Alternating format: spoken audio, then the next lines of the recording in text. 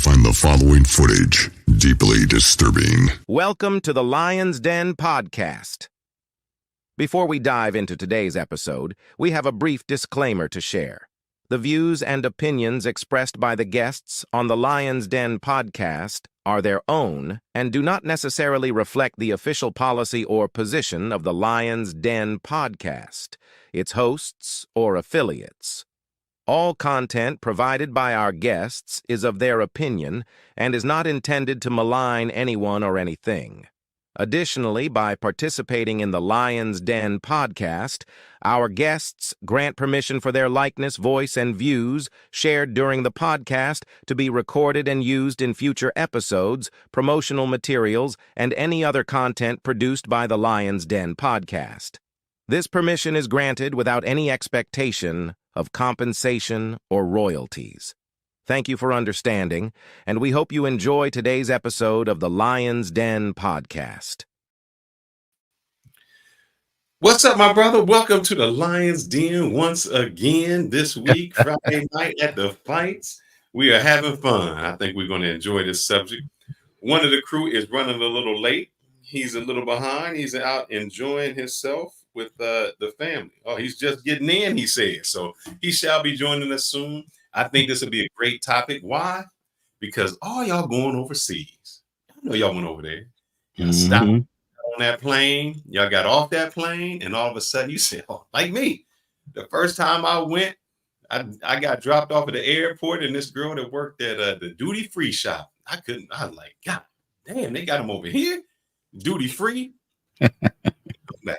I got to come back. How can I come back? The fortunate thing, I could fly over there once a month. But how do you keep a long-distance relationship with someone? Do you keep one? I mean, you find that chick and you know she the one. You can't get her back here fast enough. You can't go over there quick enough. So all you got is WhatsApp, I think Skype at the time, Telegram, however you can communicate with her. But I want to know, do those relationships even work? What's she doing on Friday night when she ain't talking to you? When you can't get a hold of her? Should you be worried? Do you care? But what if that girl's so fine? You like, boy, oh boy. She mine. She mine. And let's just say you really lucked up. You got you a good Catholic woman or a Buddhist. And you said, this is the type of woman I've been looking for. But y'all distances away. You way on one side of the country. Matter of fact, you in a whole different time zone. Welcome to the show, sir. You in a whole different time zone. When it's 10 o'clock in the morning here, it's 10 o'clock at night there. What do? How can you keep talking to her? How can y'all keep this relationship going? And do you think it works if you can only get over there once every quarter? Well, let's talk about it. On the panel today, we have Black Man Travels and Ronan and myself that somehow, through against all odds, we made it work. The long distance thing worked. And I think my man Kanal may have had the longest time distance prior to that with his relationship going long distance. So I want to hear your stories. We're going to tell you our stories. We want to not only hear the good, but we want to hear the bad, because Fearless do got bad stories. You know, it wasn't always cookies and cream with me. Remember that girl I told you about that I met at Duty Free? Oh, we kidding. Yeah. It was great. It wasn't nothing serious. One day when I was coming back, she said, I got something to tell you. You got something to tell me? She said, yeah, well, I got drunk one night and, you know, something, I'm pregnant. What the hell? You pregnant? It's not by me. You know, I'm just laughing. I wasn't hurt. I was like, you know, damn, how did you just, something happened? You just was out. You know, at that time, I was trying to kick it with this other girl, but she was hating so much, she was putting salt in that game and not allowing me to. But that's what happened. She ended up, you know, getting pregnant, having a kid. You know, I mean, actually, we still Facebook friends to this day. I still laugh about it. Not an issue. The French term is c'est la guerre. C'est la guerre, yeah. The one girl who I was having fun with, Now she set it up good. Now there was a European guy, that was taking care of the whole household. And I didn't know that at the time. I guess she moved in to his house and was taking care of his house. And, I came to visit. And one day I just wanted to pop up. Well, I didn't know the brother from Europe was in town. He didn't do the pop up. He had to do it from Europe First. Yeah, I should have called. I was trying to surprise her. Surprise to me. Surprise. I got a story like that too. Yeah. I didn't put no salt in the game because I knew what the game was. I just was like, hey, I'm an American. I'm trying to find, my friend. The weird thing is, since he was from Europa, as they say, he spoke English. So I couldn't play that stupid role. And he had it like, you coming over to see my girl. And I was like, I don't know who live here. I'm playing like, I got the wrong address, the street. I don't know where I'm at. And you know how some dude look at you like, bro, I know like you sideways, like what? I know you've been in these skins when I ain't been here. But I said, nah. I said, I don't know who your girl is. What was that chick's name? Mary Bell. Oh man, Mary Bell. Mary Bell gave me hell. Mary Bell. So I was like, that's it is what it is. But I didn't put no salt in the game. I knew what it was. But did it work? I've had people that I've had great successes with that on my travels that we kicked it for various long time. I don't think it was the distance that got us. It was just the fact that sometimes, especially with a woman, they fall in love and they get upset when they can't have more of you. Life happens. Then I happened to meet my significant other, my wife. Man, that was crazy because she lied to me when we first met. You know that? What? Say it ain't so. Say it ain't so. Oh, I said, we met like on Facebook. I said, you know what? I'm gonna Skype you. She's like, oh yeah, you can Skype me. She ain't even had Skype. Didn't know what the hell Skype was. We tried to connect, and I was like, man, she don't even know what Skype is. We trying to talk, but we kicked in. The great thing about that was, she had a good mom, and her mom kept her in check. So even when she would tell me, hey, I'm going out with my friends, her mom would call me up and be like, do you know she's out? Like telling on her. Like, yeah. So it's funny, Hey, we got a hater in here. You didn't go see anyone's girl. You're impotent. Hey, that's our friend Maya. See, you always got haters that come to you. And you're more than welcome to stay. Don't touch her. Don't bounce her. Don't do nothing. Leave her alone. She can be in here. To her. Even though she happened to talk about my wife, even though my wife didn't say anything to her. That's weird. Huh? Well, sometimes when you're a woman, you stay in a woman's place. Wife didn't have anything to say. Sometimes you got to be ghetto. Kanal, how you doing today? We talked about not trying to have no drama. I'm sorry that some people already bring drama onto the show. I want to know your story, my friend. You have a great story. Before you get to the story, I got to hear the nightmares. I mean, sorry guys, I'm not coming up because I'm hungry, so I'm eating. That's all right. I mean, honestly, I never really had any issue with long distance relationship because I kind of prefer long distance relationship based on my personality. So I kind of really do well with long distance. My case situation was 7 years. But the good thing is she used to fly from DR to Miami to meet me. So and I was always in DR like every other month. So really didn't really feel like it because we were constantly seeing each other. But for anyone who's considering and exploring that, you gotta be in a different place mentally, emotionally, to actually do that. It's not for everybody, and you can't be insecure. I mean, insecurity is a huge issue because the thing is, your mind could play with you, and you start thinking other things that you should not be thinking about. So that trust factor has to be there, communication has to be there, but also too that security has to be there as well. But for me, it was just like I felt like I wanted to make it work. We both wanted to make it work, and we did it. That's it. It's either we met in DR or she came here, or we actually went to another country and met up. We met up in Panama. We met in Colombia. We met in El Salvador. So there's things you could do to actually, make sure that you're spending time with that person. Right.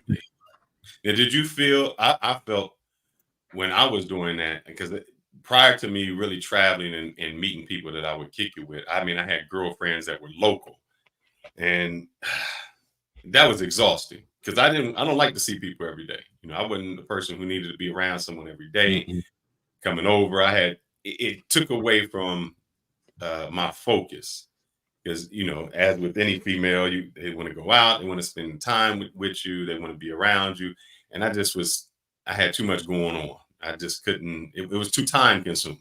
It was much easier for me to get on a phone call or something once a day and save up my energy for when I see them. So that allowed me to really focus on what I wanted to do.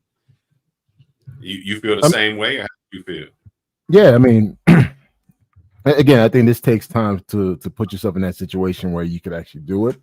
I never recommend anyone to do it who's not there mentally, because again, you probably go 30 days, 60 to 90 to even 6 months.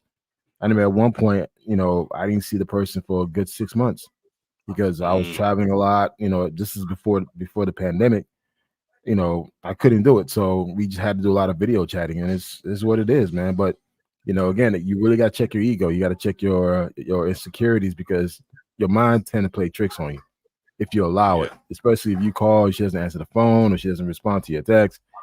It's just like you can't expect everyone to respond to you when you reaching out to them. So, being realistic here. So, what about prior to your girl now? You know, the people you may have dated, and it doesn't have to be internationally. You know, it could have been locally. I mean, I've had long distance relationships with people. What was it called? It was Delta, but they used to have something called Com Air, and then used to be able to get these passes and fly back and forth. And I think she lived in North Carolina, so we would do like the every once a month thing. We'd buy 4 passes and do it like that. But that still seemed. I've dated one person when I was in Miami, and she lived in New York, and every 3 months we'll fly back and forth. She had to fly down to Miami, or I flew up to New York. And even in Chicago, I dated someone who was like 4 hours away from me. And every weekend I would drive down, like Friday after work, drive down, come back Sunday. So again, I've never been the personality to where I need to see the person every single day. Like, give me a reason to see you and miss you. Just like talking on the phone. I don't need to talk to you on the phone every single day. I may send, hey, you know, what's up? Is everything fine? And that's it, keep it moving. But some people are not like that. Do you think if you were a younger person, do you think that's a better relationship for you? I found that was better for me when I was younger, because I could really spend my week doing what I needed to do and focus and not have to worry. And then to me, that was like my happy hour. I'd go wherever I needed to go, whether that be a weekend or for, you know, a long weekend. And then I could just really unwind. And I didn't have to worry about that day-to-day stress that, you know, relationships can bring. No, my younger self wouldn't be able to do it, because I was more of an instant gratification guy. As I gotten older, I learned to have to be patient. But my younger self, I was a Thundercat, man. I was on the go. It's like, nah, you know, if I don't see you, out of sight, out of mind. I just go did my own thing. But as I gotten older, I've learned to appreciate my space and appreciate the other person around me, because we haven't spent a lot of time together. Correct. I know one person in here says, of course you prefer long distance. You could smash other girls between seeing your main. Man, that's true. I think but here's the thing. But the quote that I put up before is, you can, what is it? You can spend all your money chasing girls, or you can, how does that go? Damn, I just had that in my head. I'm sorry, fellas. You can spend all your time chasing money, or you can spend all your time chasing girls. Y'all know what it is. To me, I just didn't have the time. It wasn't about smashing. I guess when you get to a certain point in your life, that's the easy part. The smashing was easy. I could do that anytime I wanted. My issue would become, I don't even want you to be around, because in my mind, man, that means I gotta have you over here. I gotta try to find an excuse to get ready. I gotta find an excuse not to have you over again. I don't want you to come unexpected. That was the easy part of smashing. I didn't have to. I didn't want the relationship aspect of it. You know, if I could just have a friend with benefits, that would have been much better. You know, but the smashing part. I want to respond to that, man. 1, 2, 3. For me, when I'm single, I'm single. I do whatever I want, how I want. And I'm very transparent. But when I'm in a relationship, I'm in a relationship. So that's the thing about me. It's like I'm rarely into a relationship. So when I am, I'm fully committed. But when I'm single, I'm single. It's what it is. It's just like, and I'm very transparent. I'll let a woman know that I'm seeing other people, or I have no desire to pursue anything serious, and I make sure that they're okay with that. Yeah. So let me co-sign on that. I've done the same thing, whether it was in the States or now overseas. I've dated several women throughout the country. They've all known about each other, and they've all understood their position as far as, you know, when I would be able to see them, not see them. I took Sand to the beach every time I traveled. I had accompaniment with me. I didn't go to monger. I went to go enjoy the sights and live vicariously through the woman that I was treating while they were with me. Yep. But have y'all had any bad experiences? Like, you know, I've dated people from long distance, and then it became to the point where I was like, I dated this traveling pharmacist, and I remember there was just a time I was like, man, I just don't feel like driving up there. I just don't, you know, when she didn't travel, I was like, man, it just wasn't worth it. And I know that's sad, but I was like, it's time to move on. I just couldn't do it.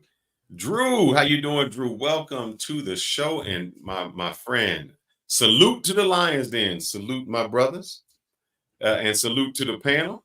You will lose money chasing women. Boy, oh boy. But you will never lose women by chasing money.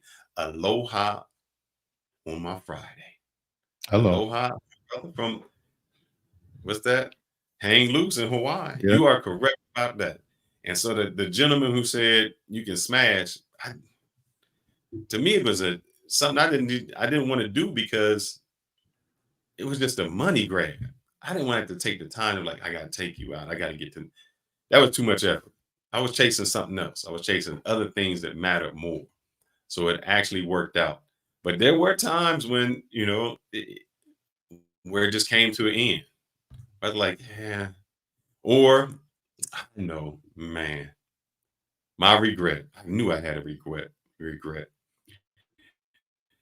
And this is when I was trying to be like you, and I was trying to be transparent. I was trying to be transparent. I met a girl from Boston. I was trying. I met a chick from Boston. She was Cape Viridian. Luda. Damn, I still remember this chick's name, Luda, because I used to call her Ludacris.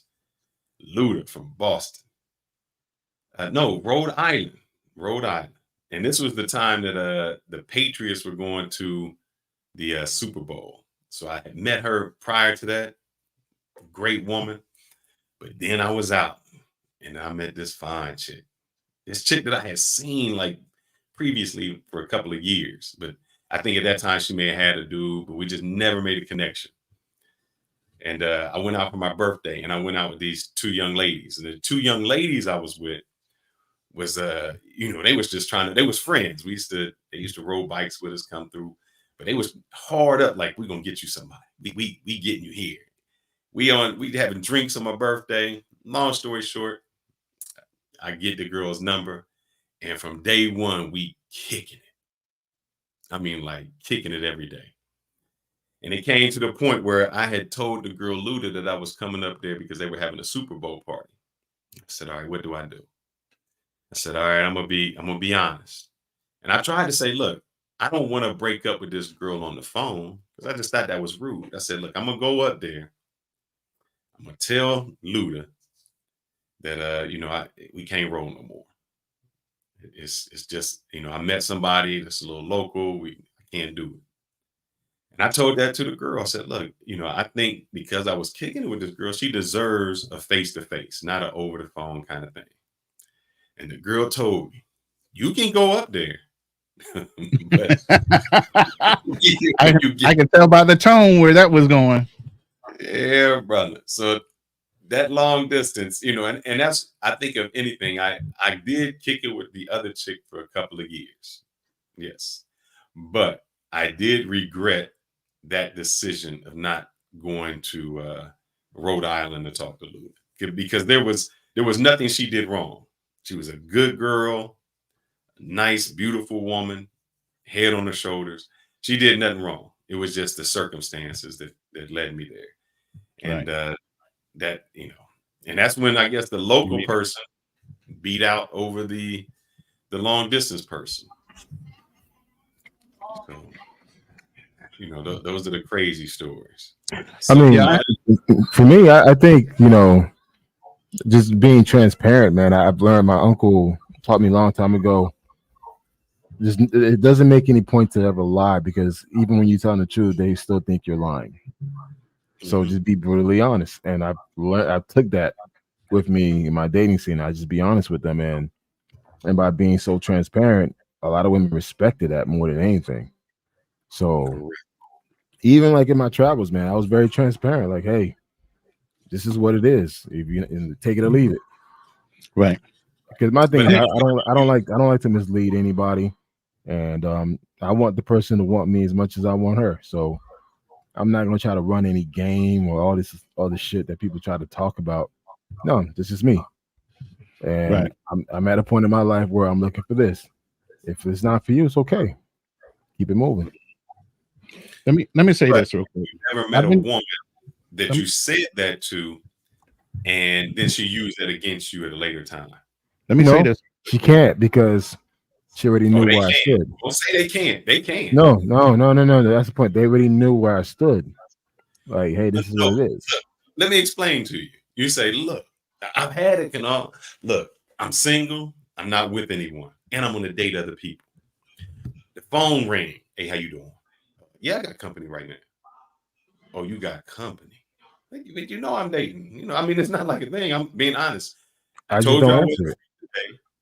And I had plans. I have company right now. That's how it is. The thing is, you just made it more complicated by answering that call. I wouldn't answer it. If I'm with someone, I wouldn't answer it. I had nothing to hide from either one of them. So one person knows I'm dating. They know I'm dating. You should just, if we say it, to be forefront, I don't have to. I think that's more dishonest. So I'm like letting the phone ring. No, that's not being dishonest. It's like, I may be busy. I'll let, she could think whatever she wants, but it's just like, by me telling her that, you just make the situation worse. She already knows you're seeing other people, but you don't need to say it. So it's like, you could have easily not answered the phone call. Hey, oh yeah, I was busy. I was studying. Oh, I was doing something. That's it. So now, if she's calling, you pressing end, she knows that you getting her calls and you're not responding, but you just let it ring. I left my phone in the car. Yeah, I'm not doing that. Huh? I'm not going to do that. Let me get in here real quick. I've been doing this since I was 19, because I joined the Marine Corps when I was 19, and I had a girl that was back home. She wanted to seriously date me. By then, I had already had my first son, and that's one of the reasons why I dropped out of college and went into the Marine Corps. So I told her, I said, look, you already know I'm about to go to California. This is back in the Midwest, Kansas.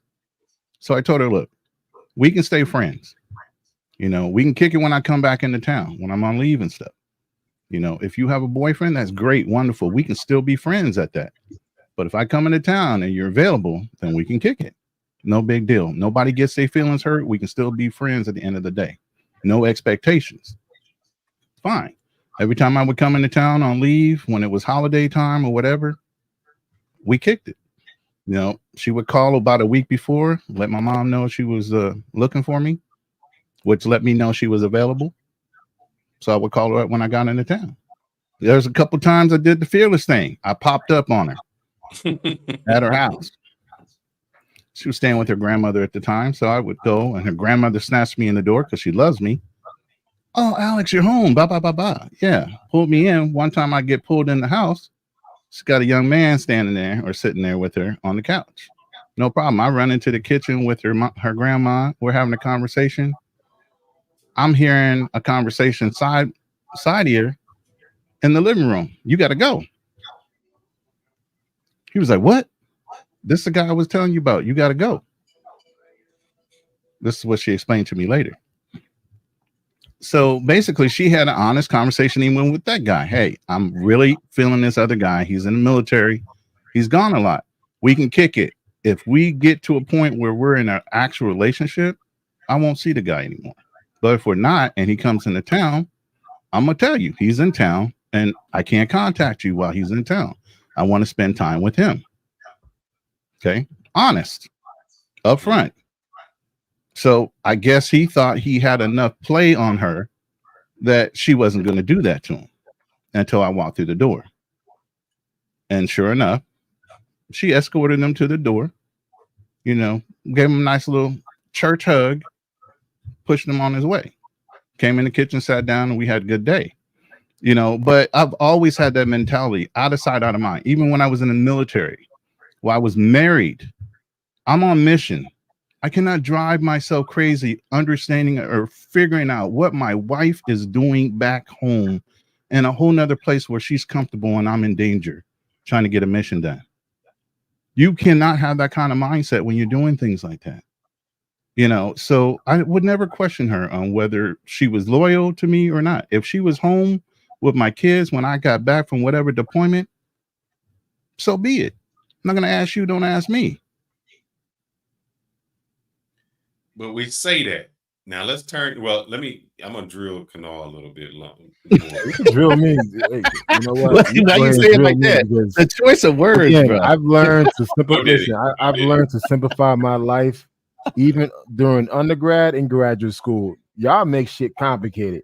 I didn't have none of those issues that most guys tend to have, man. I'm like, nah, I didn't have that issue. Mm-hmm. So go ahead, man. That way, because you made it work. So what would you suggest to someone else to make theirs work? Because we're going to talk about what made it work here. And then we're going to talk about the passport bros that's going over there falling in love and they don't know what to do because this chick got somebody else. So first we're going to talk about the good, then we're going to talk about the bad. So what did you do? What formula would I say that you use to be like, yeah, let me let this work, you know? You know what? We just had an open communication, man. You know, and it was just very transparent. From the beginning, I told her, hey, this is my situation, got out of a relationship, and I was not interested in getting to another one. She was coming out of a relationship as well, and we kind of just took it slow. I never put any pressure. I was never the one that like, hey, where you at? You know, who you with? Where you going? I was never been me. I was the one that was telling her to go out. Like, go out and enjoy yourself. You know, go have fun, whatever. But I think it's just more the mental mind, the mental place that I was at the time. I was a very nonchalant person, so I didn't let things bother me. It was like, all right, whatever. But once I knew that I wanted to get serious, it was just like, all right, cool. This is what we're gonna do now. We need to see each other more often. But I think it just takes a lot for that person to be in that space, man. And a lot of guys are not mature enough emotionally to be in that space. Mm-hmm. But here's the thing, Kanal. You're talking about you. You're saying, hey, this is how I felt, and I was, emotionally, I was strong enough emotionally to handle it. Men think logically. So let's talk about, how did your girl feel? You know, and here's the thing: you have a channel where it might show that you are out of the country, you're traveling, you're having fun. So I don't know if she's a female that has access to that, but let's just say she is. You post. You're a content creator. You showing whatever. How does she feel about that? Because you can say, hey, I've done it. Hey, we ain't, the rules. We're not together. And I can say that all I want.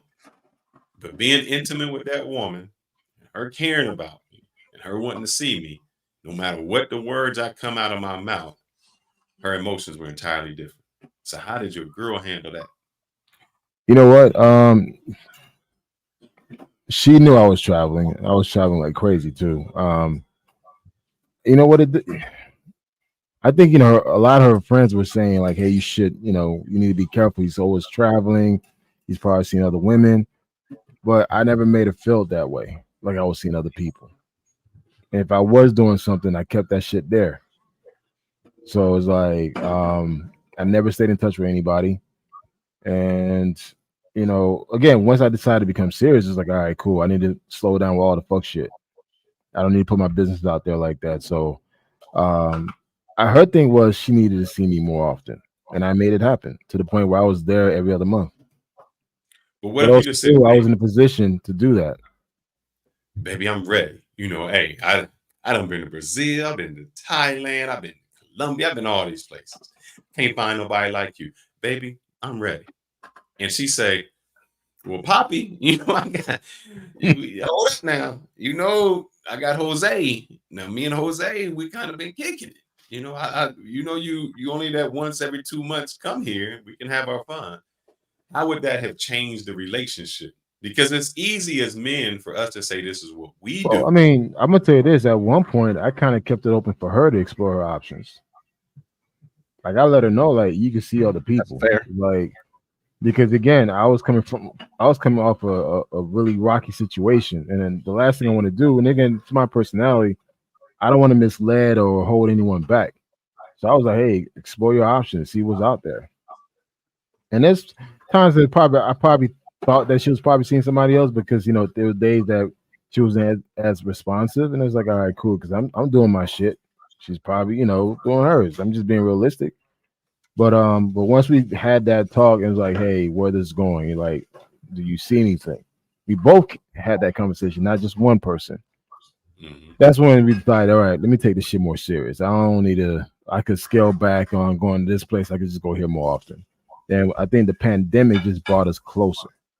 It was just like, all right, cool. Because I was out there for 2 months, with the especially lockdown in DR, where you have to be in the house, at 12 p.m. All you got to do is get to know somebody. 4 p.m. with the weekends was noon, man. Yeah, it was noon. I remember those days. I remember being stuck in the house at 12 noon. And you literally had to go rush to the store to get everything you need, so you can't go outside. But again, it goes back again to the mental mindset where that person is, man. I think even here in the States, I probably would have done a long distance relationship with someone in California, New York, or Wisconsin, because I feel better in that type of relationship. My personality, I'm kind of like the lone wolf, so it's like I'm okay being by myself. And when I'm with you, I'm with you. Like you have my full divided attention. Yeah. So this whole thing that I could go smash other people, I ain't got time for that shit. I got hobbies, I got work. I'm trying to get another contract. I'm doing things to keep myself busy, man. I think when dudes get caught about, I can smash this chick. That chick. That dude doesn't have a life. That's too much energy being wasted. Now I done put Canal on the spot. Seemed like he coming through with flying colors. He died in the weaving. Hey, you know what? Like I said, even before travel, I never had an issue meeting women. It was just like because I always had that very nonchalant attitude, man. It's like, all right, cool, whatever. But I just that laid back dude, man. It's just like, all right, let's see where it goes. Yeah, that was my thing. But I gotta admit, I wasn't always honest. I might have been honest with one chick, but wasn't honest with the other. And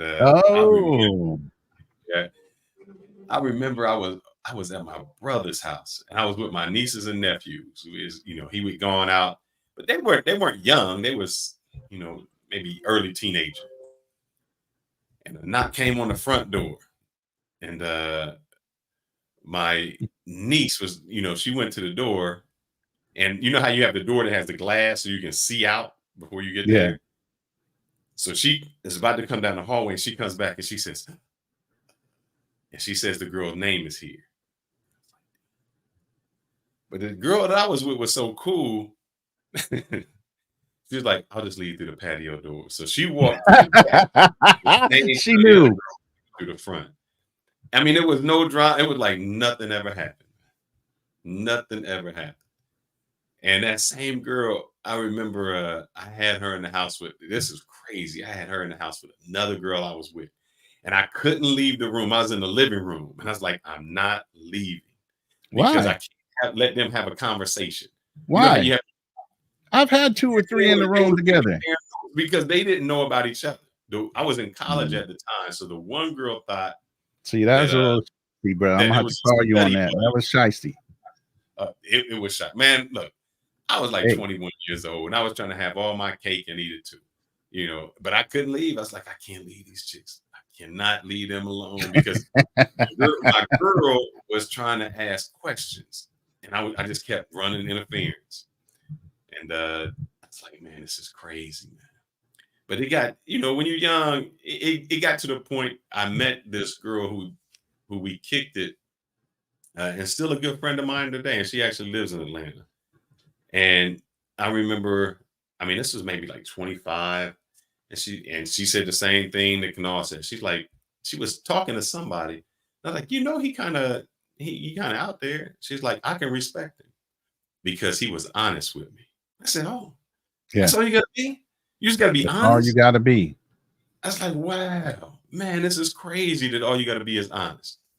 I said, let me do that. So, I'm trying to be nice with people in the chat, but man, ignore that. Ignore that. Friend, I'm trying to get you're a bad dude, but ignore that. It's not even worth it. It's not even worth it. They ain't doing nothing on a Friday night.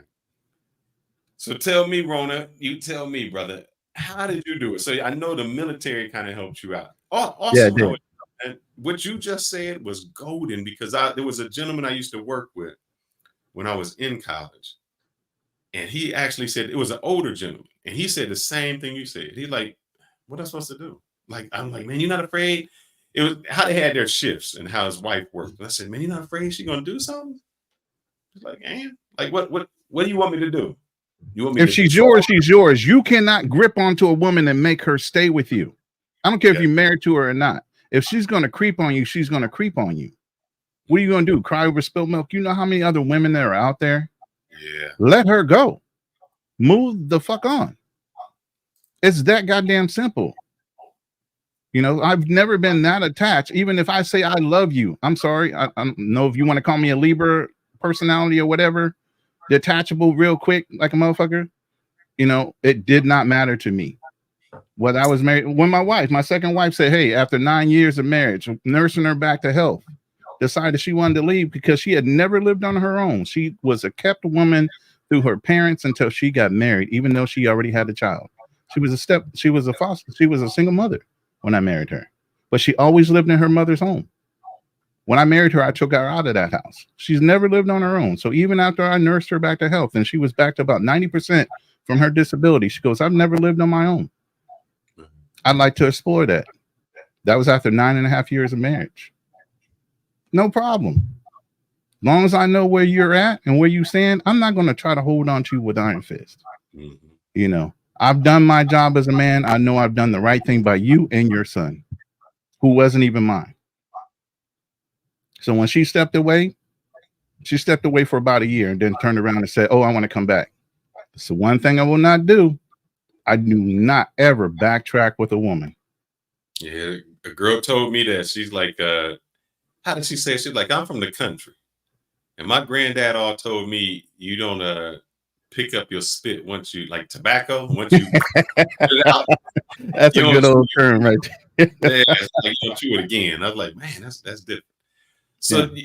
I know I want to drill still with you and Kanal, because we talked about how we are as men.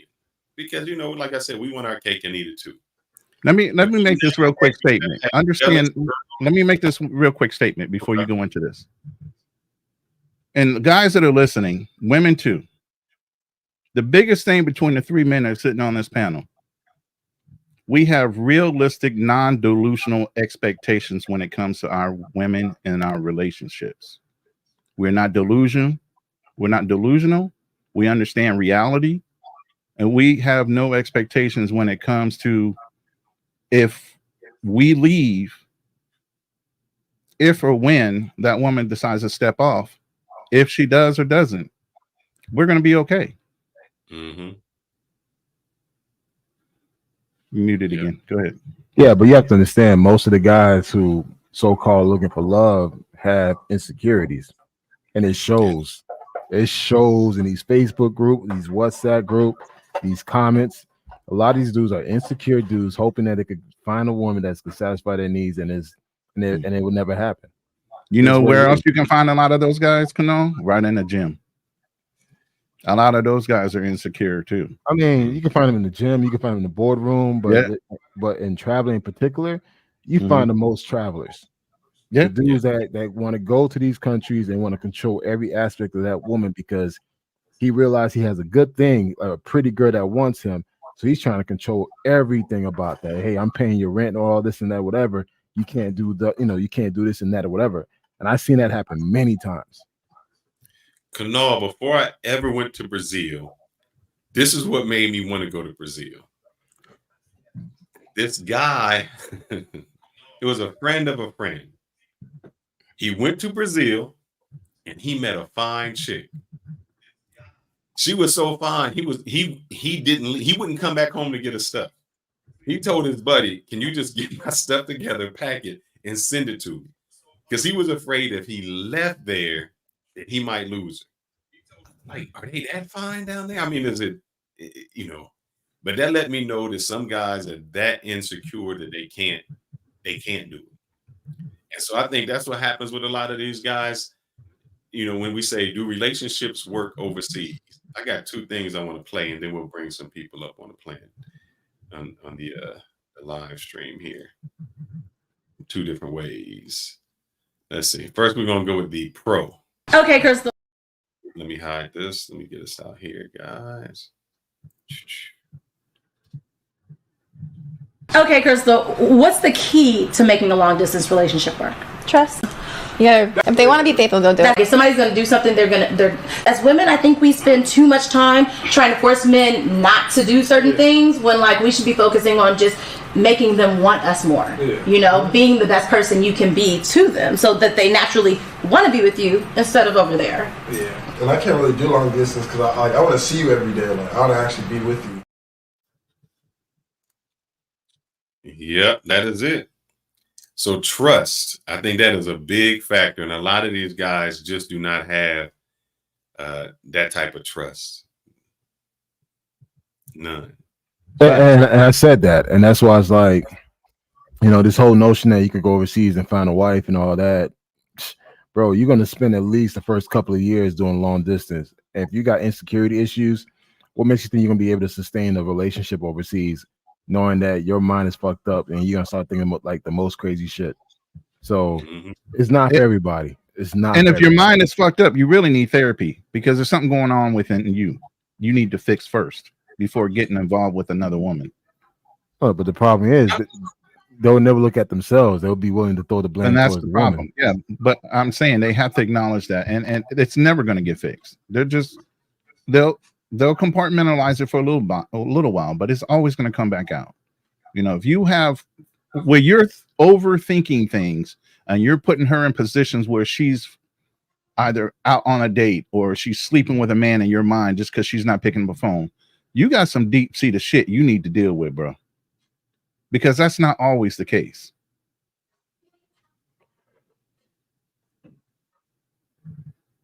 I don't know if you got time to play that video I sent you, but it's a good setup to go into an overall group conversation. So I'm gonna play this other one because we played the pro.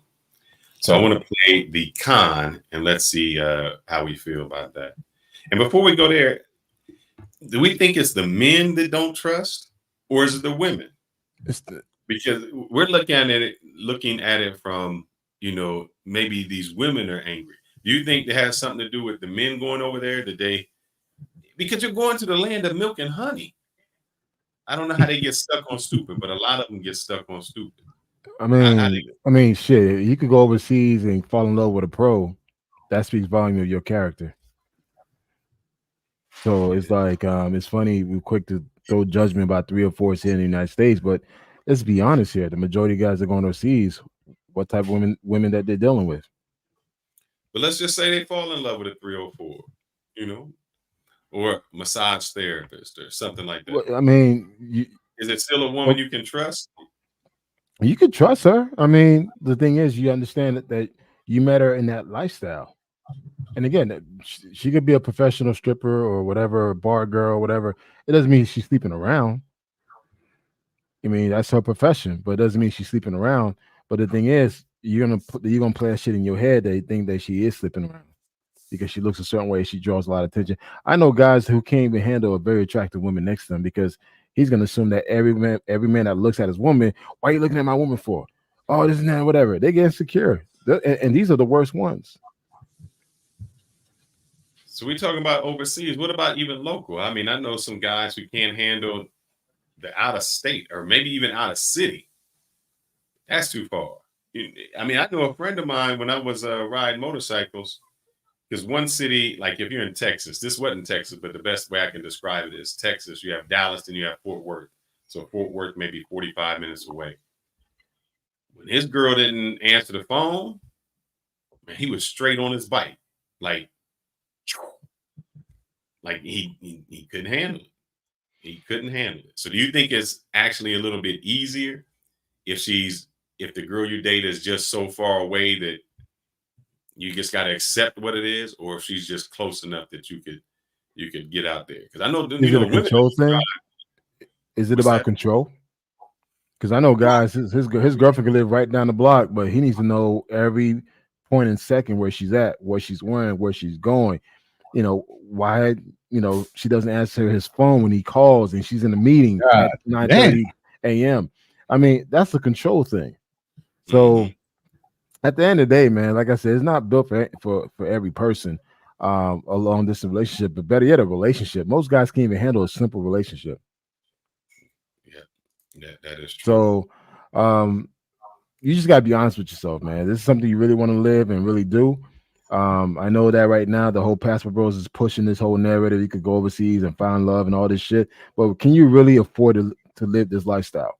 Because traveling overseas costs money and it costs time. Do you have enough time? Do you have enough PTO, or can you work remotely to see and spend quality time with that person? If you aren't able to do that, don't waste your time exploring that shit. So how much time is enough time to vet that person and be with them then? I mean, you was with your girl for 8 years and y'all probably seen each other, let's say once a month. Yeah. How much time do you think is enough time?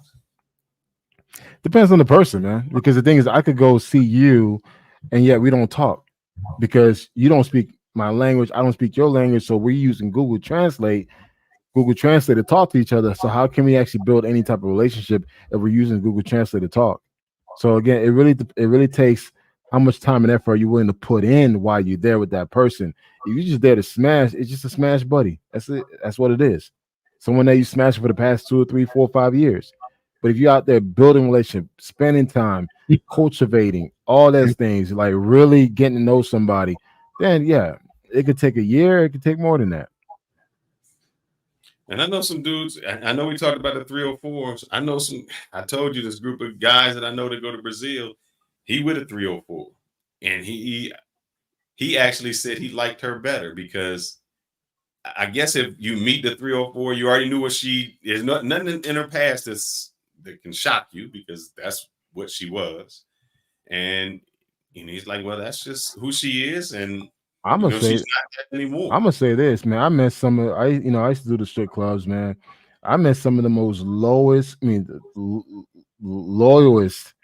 women who had these type of professions that had my back to the T. Versus I can meet an AKA who ain't about shit. Nope, that's true. And it just is what it is, man. So that's why sometimes you can't really rely on someone's profession to define that person's character. Because trust me, I met a lot of snakes in the boardroom, man.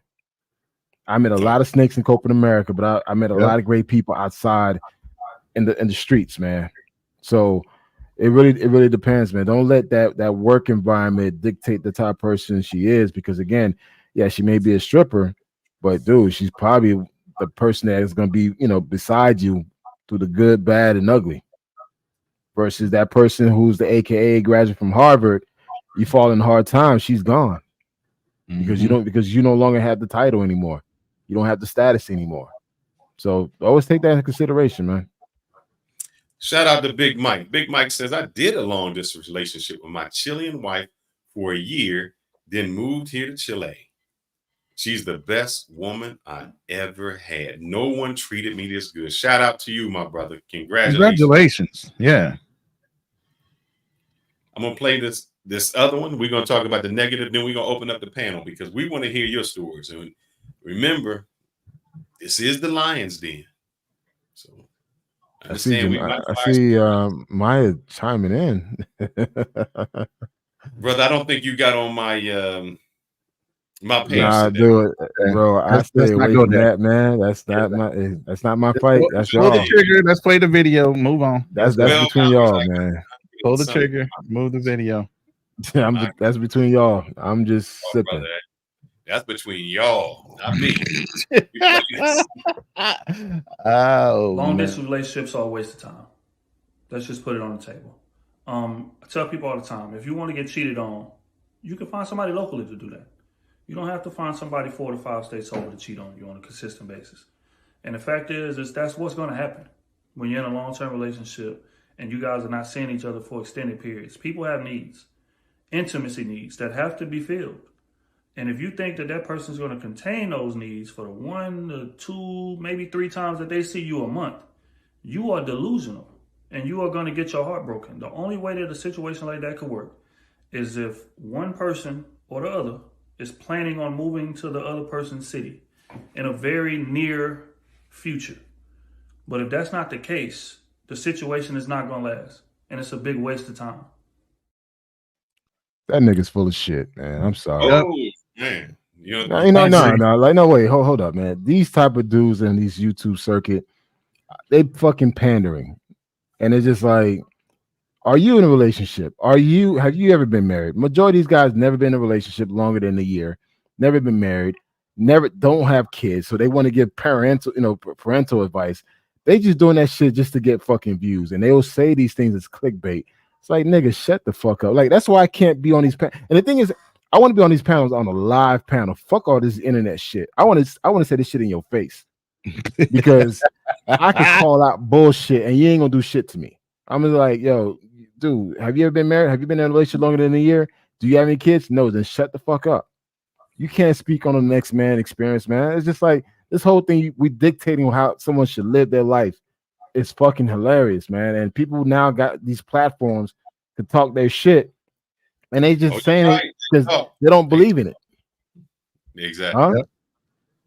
They talk about married people and never been married. It's like, how the fuck you gonna give parental advice? You don't have no kids. Oh yeah, exactly. That's right. Well, I tell you what, I want to say, do I agree with him or not?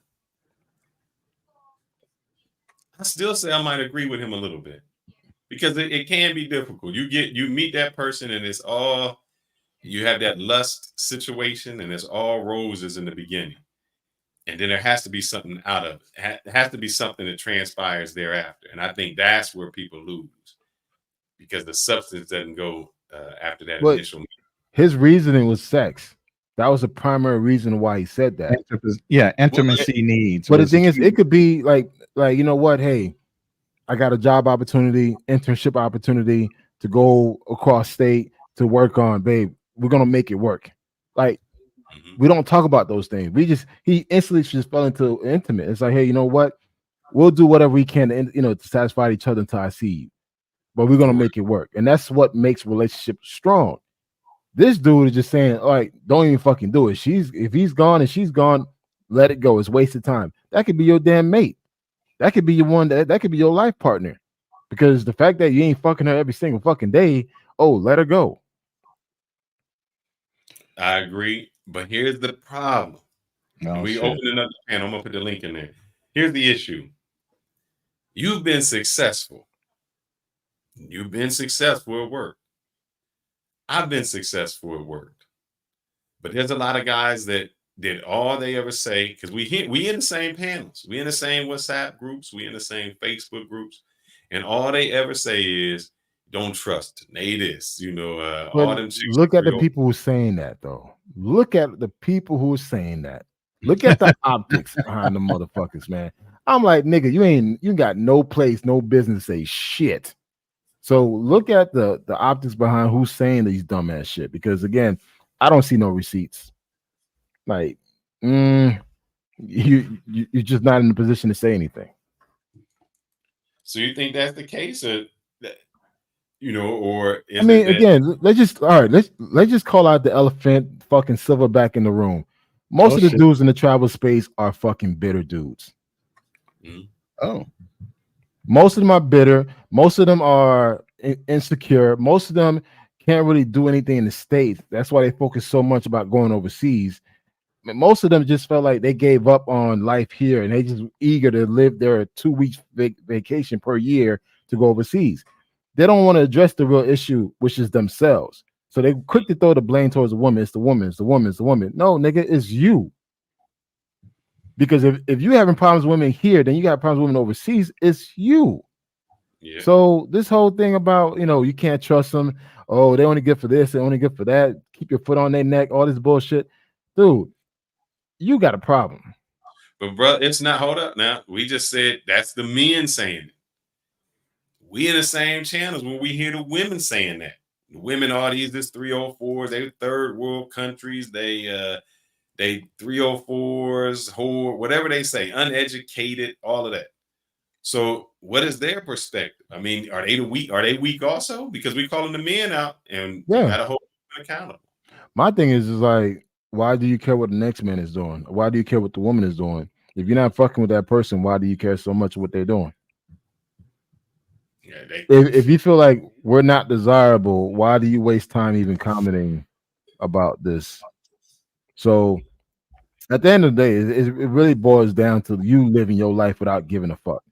That's it. I agree. Okay. We got two in the back. So NYC Passport Bro is here first. I'm gonna bring him up, and then we got you, my friend. How you doing, Passport Blueprint, my friend? Have you been in a long? I got it. So here's the question. Okay. You got to tell us the good, the bad, the ugly. So have you ever been in a long distance relationship? And it doesn't have to be overseas, but if it is, great. I want to know the good part of it. Like, oh man, this was great. Girl was faithful. I came there, she did all this, and I flew over. And then I want to know that girl that, you came over and you're like, man, who's toothbrushes in the bathroom? See this, I see some footprints in the snow. Yeah, I was getting involved with a young lady in Colombia. It eventually didn't work out. Obviously, distance is an issue. It's usually going to be an issue. That's one of the big things with this whole guys going overseas to go find wives. I usually keep it in a region where I can fly down there in between 10 and maybe 16 hours, as opposed to like going overseas to Thailand and the Philippines and stuff like that. That's a day and change. Mm-hmm. But I know of one guy who lives in the Midwest, and his girlfriend's in Barranquilla, and they're going on 2 years right now. Wow. 2 years. And it can work. People will make it work. If you're truly in love with that person, they'll make it work. That's just the reality of it. This whole thing about, if she's cheating, she's sleeping with somebody else. Well, guess what? She's going to find herself, without me around. Plain and simple. I'm not going to waste my time. If you can't be loyal when I'm a distance away, what makes you think you're going to be loyal when we're close to me? So how have you been in a long distance relationship? Once, and I'm kind of, not really doing it now, but there's someone of interest I have. But I'm just doing sound effects, bro. I'm having fun tonight. I know. Yeah, but So how did it work? I mean, we say it, and what is the mindset of a guy who says, I'd rather be in a long distance relationship with someone in another state, in another country, than deal with the people I have here?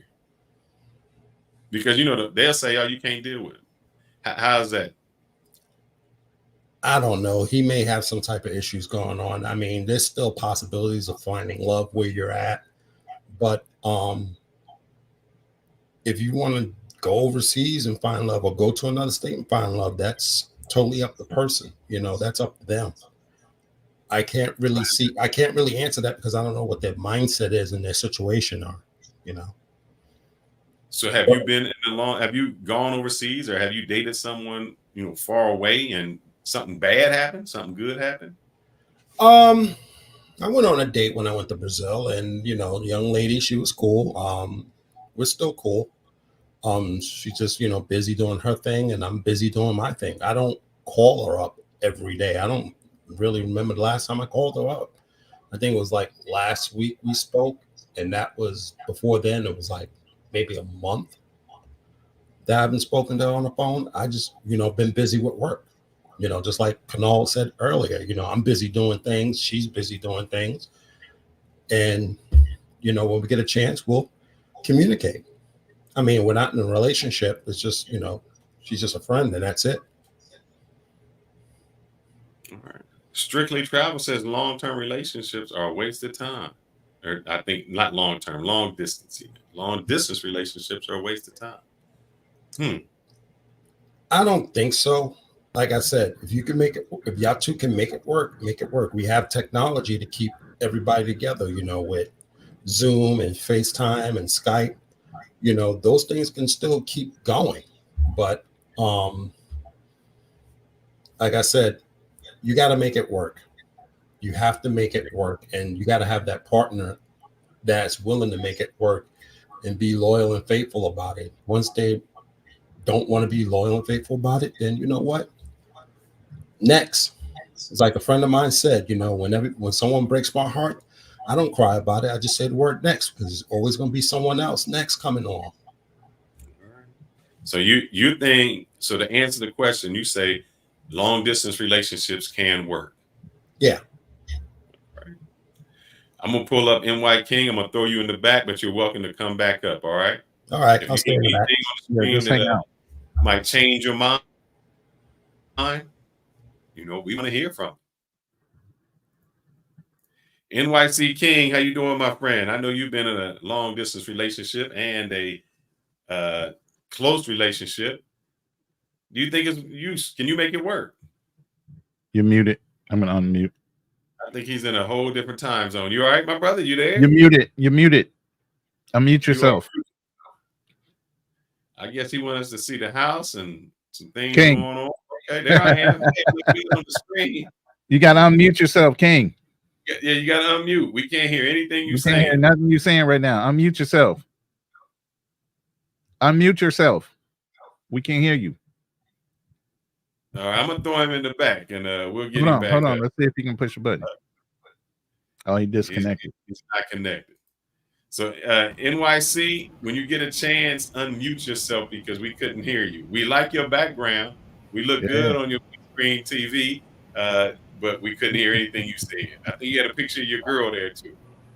Before we get started with you, Jay, I want to go with Jay Clyde. I've been with my girl in Colombia for almost 4 years. Wow. You can work with the right person and both parties make it last. I do agree. But I do, Jay Clyde, I want to hear them horror stories, because y'all making this sound like peaches and cream. Like everything was good. Yeah, we don't want to put out false narratives. They accuse brothers that travel to put out the good stuff. We need to hear some of those life horrors. Correct. Jay, welcome to the channel, my friend. So the long distance relationships work. Yeah, I definitely think long distance relationships can work. I will say there is a time limit though, depending on the party that you're involved with. I mean, obviously you're going to have to stay consistent to some degree and have to see each other from time to time. It can't just be 2 years going on and you guys haven't really seen each other in person. But yeah, I think long distance relationships could work. To add to that, if a person is loyal, they're loyal. If they're not, they're not. I think a lot of people get confused when they're like, oh, she's going to cheat because it's long distance. No, she's going to cheat because she's a cheater. That's why she's going to cheat. So I think that's where a lot of brothers kind of get it confused, in my opinion. I agree with that. Clyde. Salute to Jay Clyde. Salute to Bernard.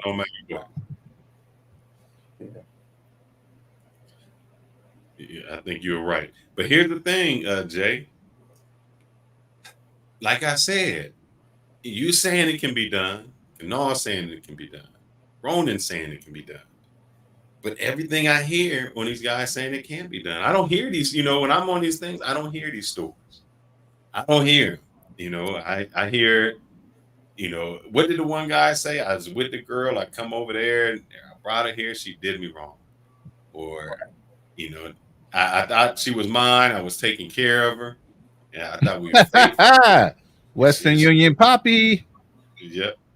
Or you a guy, you say, you tell the girl, hey, we together, and I've heard this happen. We together, we good. And this is when Dominican Cupid was out. Dude get caught because he's still on Dominican Cupid and he don't know that they friends and he communicating with her. So how does this long distance thing work? Well, first off, let me say most relationships don't work. So a lot of times when something doesn't work out, they need something to blame. So they'll blame the distance or something like that. But typically, I mean, like 9 out of 10 times, your relationship's not going to work. You got to go through several relationships before you find the one. But I mean, in the guy's case where he's on Colombian Cupid, he's not holding up his end of the bargain.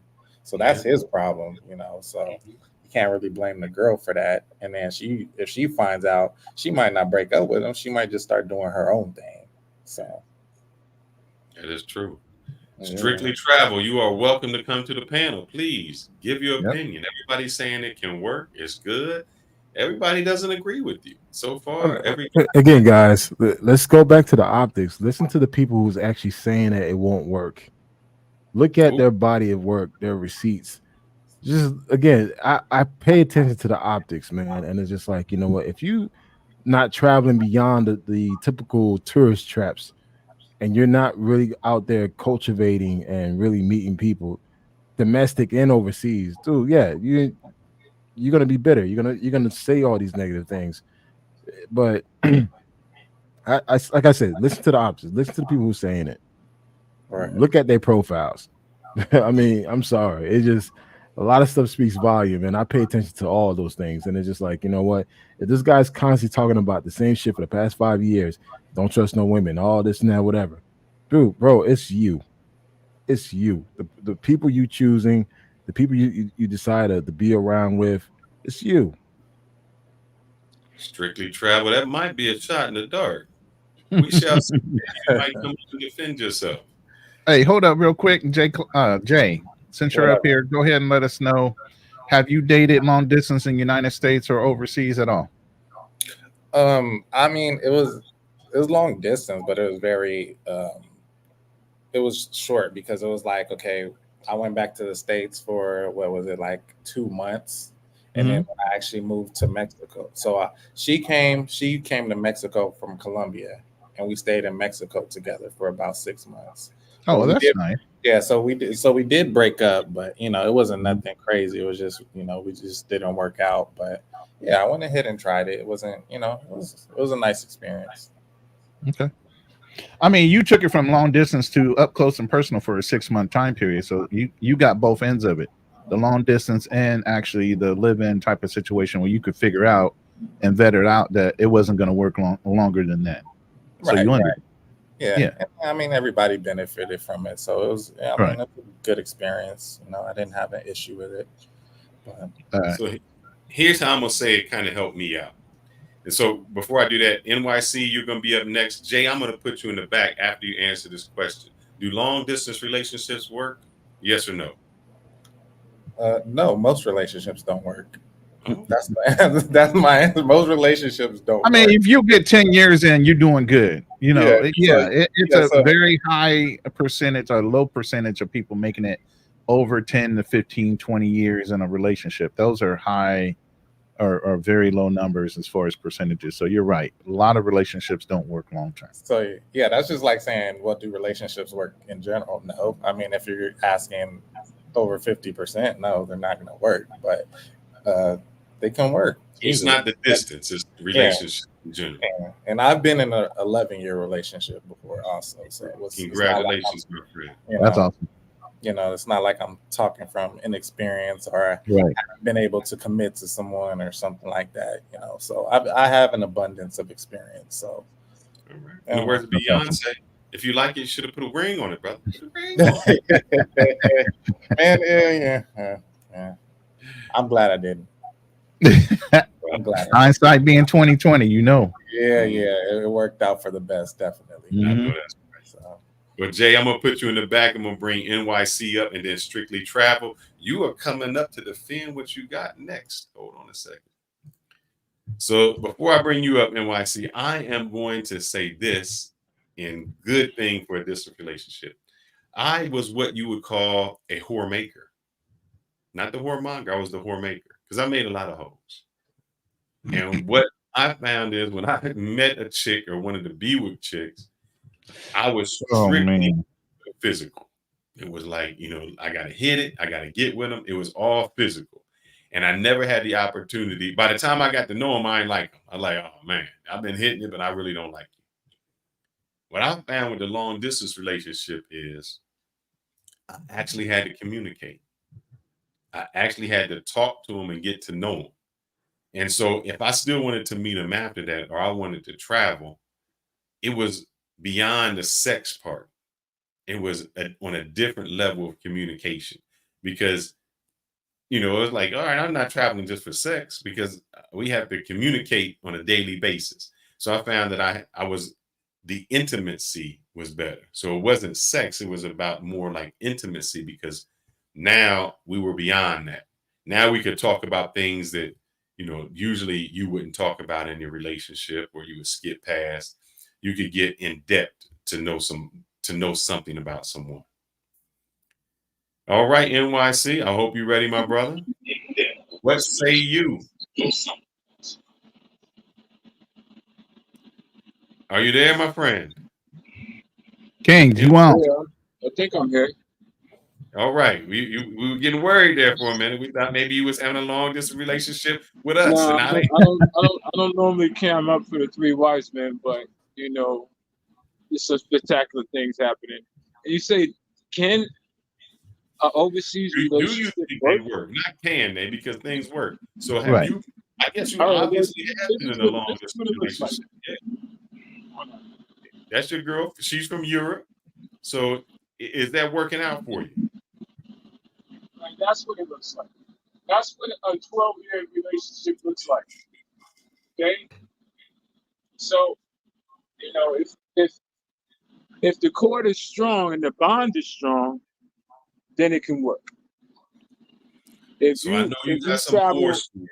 Before you tell me the good, I got to hear the bad because that seems like a strong, good relationship. But I know everybody that you talk to. If the bond is strong, it will work. That means you got to do a lot of traveling. She's got to travel to you. That's actually my house, upstate New York. 5-bedroom house. Long ass driveway. I mean, to get the plows out, to plow the snow. I gotta have landscapers cut the grass. And the bond is strong. It lasts. Like I said, my options that I get to go to all these great places when I'm over in Europe with her. To places that I've always wanted to go as a child. I never can envision me being in Italy or Rome or Switzerland or Turkey or all the great places that I've been to. Where, passport girls think one-dimensional. They think DR and Colombia and Brazil. This is Europe. This, as you can see, my wife beautiful. It's Europe. Okay, you can't think one-dimensional as a traveler. How you get over that fear that you're not there now, and because you're not there now, she's doing her thing. You talk every day with your wife. You are your woman. You build a bond. Well, before she was your wife, she wasn't your wife. So before you talk every day, so I can hear you guys better. No, before she was your wife, she wasn't your wife.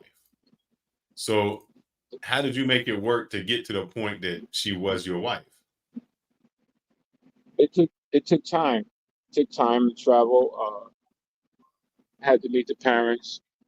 Well, she lived with me in the States like 7 years, and she actually forced me into a marriage. She's like, "Yo, what are you gonna do?" Basically, and she gave me an ultimatum, and I said, it's like we married anyway, so we'll fly back to Europe and we'll do it with your family, and that's what we did. So what's your horror stories? My war stories? Yeah, I mean, every girl you met hasn't been like, oh man, that's the one. That's it.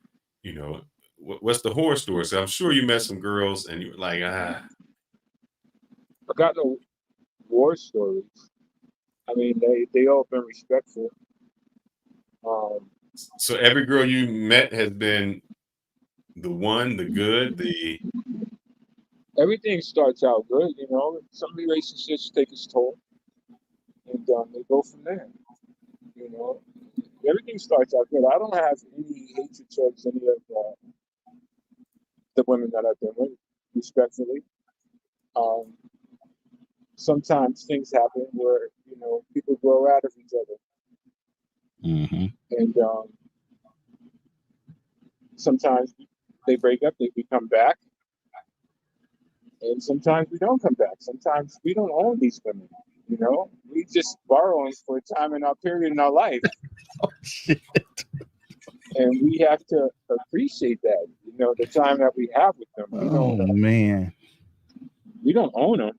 So they're free to go anytime they want to go. And we're free to maneuver the way we feel we have to. So I understand. That's how I feel about it. Nobody. So you ever had so every girl you never been cheated on, played on, done any of that. And all we doing, we just showing our girls right now. I'm showing my pet. Okay. Well, I'm not showing no 304s. I'm showing the actual wife. Right. No. I'm showing my pet. Oh, Lord Jesus. Help him. So on that note, Ronnie's been through 2 marriages. I don't know how many you've been through, Phyllis. I don't know how many travels on my first and hopefully last. I hope this is my last. We grow out of each other, and then when we get older, we want a shot at a tenderoni. We don't want really an old chick laying up with us, right, Ronnie? You're absolutely right about that. Yeah, hell no. Old beat down chick that got bodies on her. We want a young tenderoni. We could watch her do the dishes and put some soap on our back.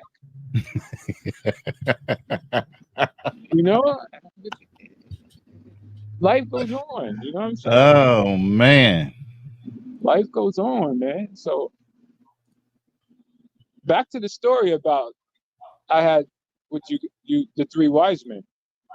Ronnie, Fearless, and Black Man Travels. So I spoke to my shorty in California. All right. And I'm basically home alone right now. She's basically ready to take a leap of faith.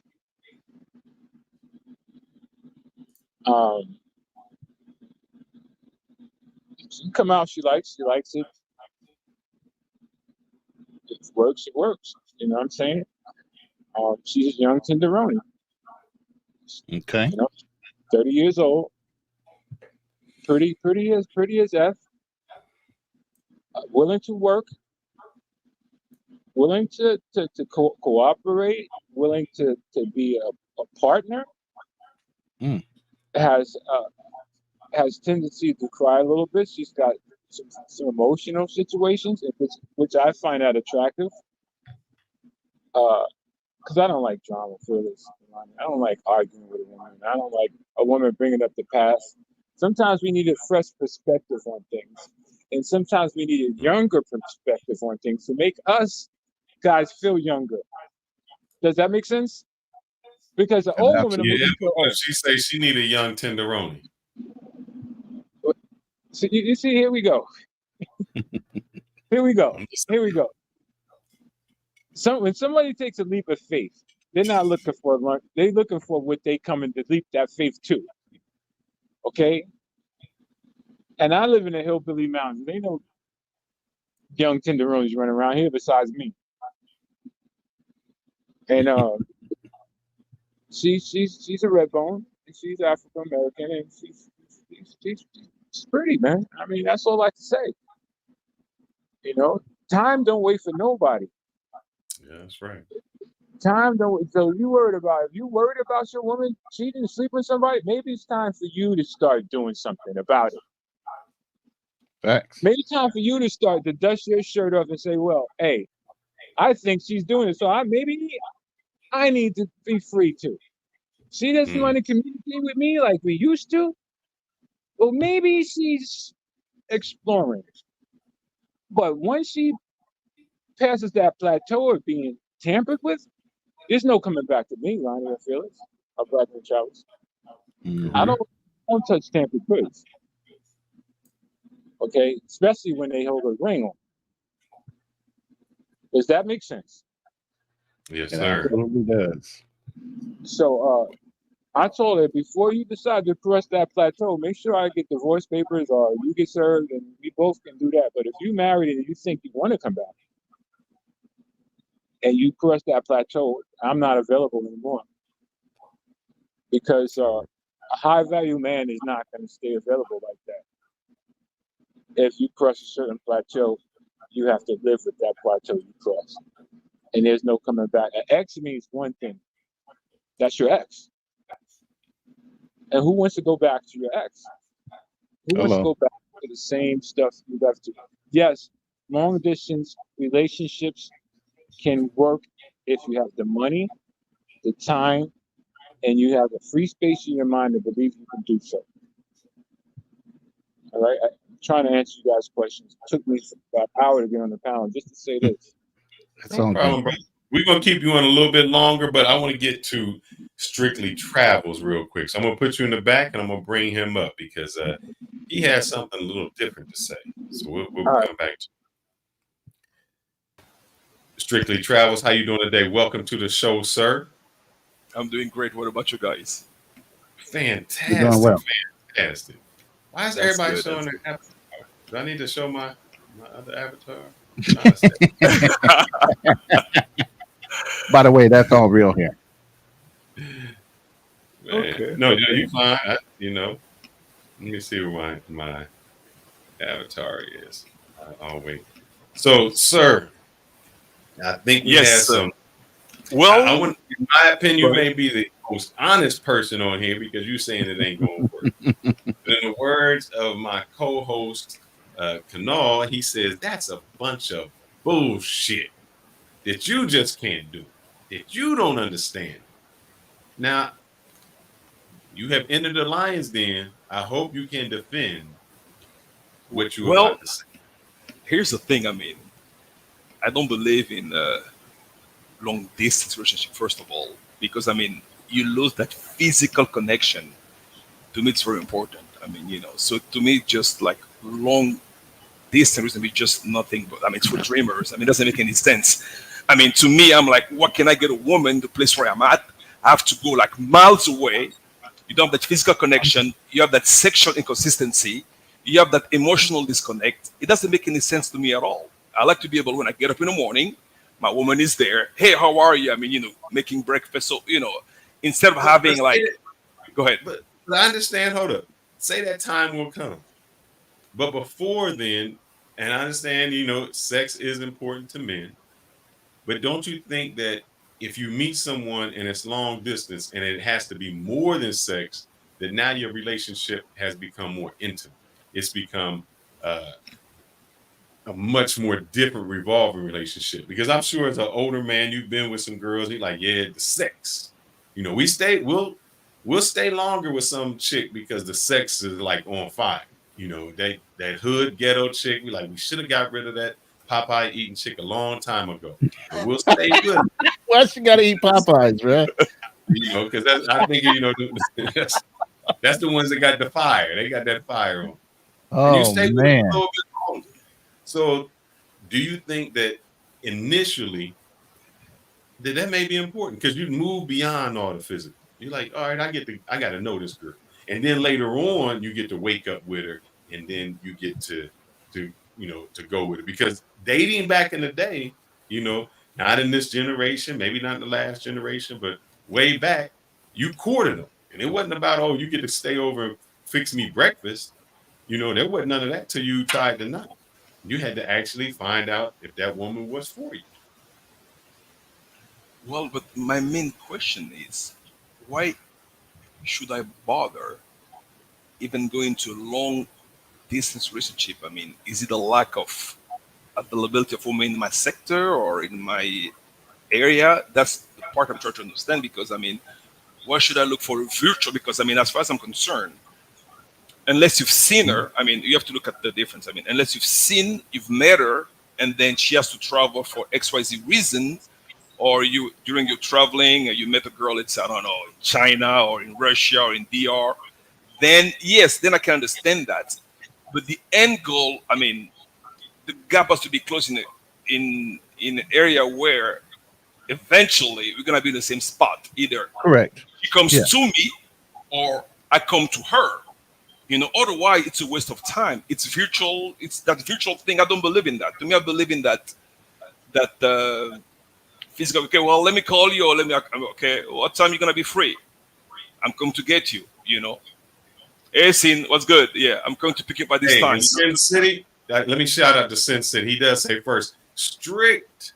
What's going on, my Congolese brother? Hey, Sin City, just to let you know, I'm trying to get up to the nasty natty prior to the Labor Day fireworks weekend. So I'm trying to get up there. If I can make it up there, we're going to do some content together. I'm just trying to put some things together beforehand. And, you know, I got some people I got to visit on my way up there. Actually, I'm trying to get up there with the salsa on the square end, because that's one of the reasons I want to get up there. But if I can get up there prior to that, I will. If not, it will be before Labor Day, and we're gonna do some content together, my friend. I told you need to do some local content, show that Cheese Coney and Kings Island and all that stuff. And that goes back to you, my friend. I hear your accent. Yeah. So where are you from? Congo. All right. Yeah. Let's say this. You moved to the States. You went back home. You went back home. You know, I got to see my family. My cousins is there. My aunt, whoever is back home. And then you meet her. She come out, that fine Congolese woman. She can't, you know, the women in the States cook, but they can't cook like her. You know, they don't have that body like her, that flavor like her, that accent like her. So you just going to pass that up? Because you can't get her back here right away. What you going to do? You going to pass that up? Here's the thing. You made a very good point. First of all, I mean, you mentioned something about Congolese women. There's a cultural standpoint that we need to pay attention to. When you deal with the Congolese women and you're in a serious relationship, then you meet the femme, and the femme will make sure that the girl is well taken care of. So the reality is totally different if I meet a girl from Russia, in which I totally unaware of the culture aspect of it. So it's a whole different thing. When in the Congo, yes, I can do that because I know that she's gonna be taken care of by her family. She's gonna be home. She won't be going out because they know that she's waiting for me. So it's a whole different, you know. It's a whole. You just no. We gonna hold you to it. You said sure. It. Let me go back to what you said. I know you said in here it don't work. Long distance relationships. It's for dreamers. I said, yeah. Because I mean, so what you dreaming of your Congolese woman now? What's going on? No, if it's the Congo, yeah, I can stick with it because I know I have. I mean, maybe you're gonna call me a control freak. I know I have some type of control over the relationship. Why, if you go from Russia, I don't know what she does on the spare time. I don't know. Well, hold up. Now you saying what you trying to say is, all right. I don't know. Are the Congolese women better than the Russian women? Well, I'm not saying they're better, but culturally, there is more respect in a way where if you meet the parents and they know that she's engaged or to be married or there's a serious relationship coming into the equation, she'll be there because she doesn't want to lose that opportunity. She won't even try to do that because it's a cultural standpoint. It varies. So where are you located now? In the States? No. Right now I'm in the DR. Oh, okay. What city you in, my friend? Yep, I'm in Santo Domingo, actually. My wife's Dominican. I've been there for 20 years. All right, Santo Domingo. I got a place out there in Abraham Lincoln in February 27th. And you said your wife is Dominican as well? Yep. I live in Piantini, actually. I'm in Piantini right behind Blue Mall. That's three of y'all, all Dominican wives. There. You know, nobody likes this place, man. I've been going to this place, and my wife knows because they shut it down in Santiago. But I love Provocon, man. I just, Provocon? Yeah, Provocon. Yeah, the food place, yeah. I love that place. Everybody's like, you want to go to Provocon? I'm like, man, I love the chicken. I can give me some chicken rice and some yuca. So I know exactly where you at over there. Exactly. So Abraham Lincoln, I'm actually Churchill, and exactly right behind, literally like a few blocks from Blue Mall. Yeah. Okay. Because usually I used to stay near Maximo Gomez because that was right across from where the college at, and I could go down to the so that was my spot. Then I dated a girl in Arroyondo. Yeah. So I had a little bit further. That's why I know Provocon, because the street to get to her was on Provocon. Yeah, so I know exactly where you at, my friend. You're doing good down there. Yeah, so, the next year. So been married for 20 years. Got 3 wonderful kids. So congratulations. 19, 17, and 15. So not actually on vacation. They're actually on vacation in Dubai. So I'm here just by myself, so not easy. But hey, it is what it is.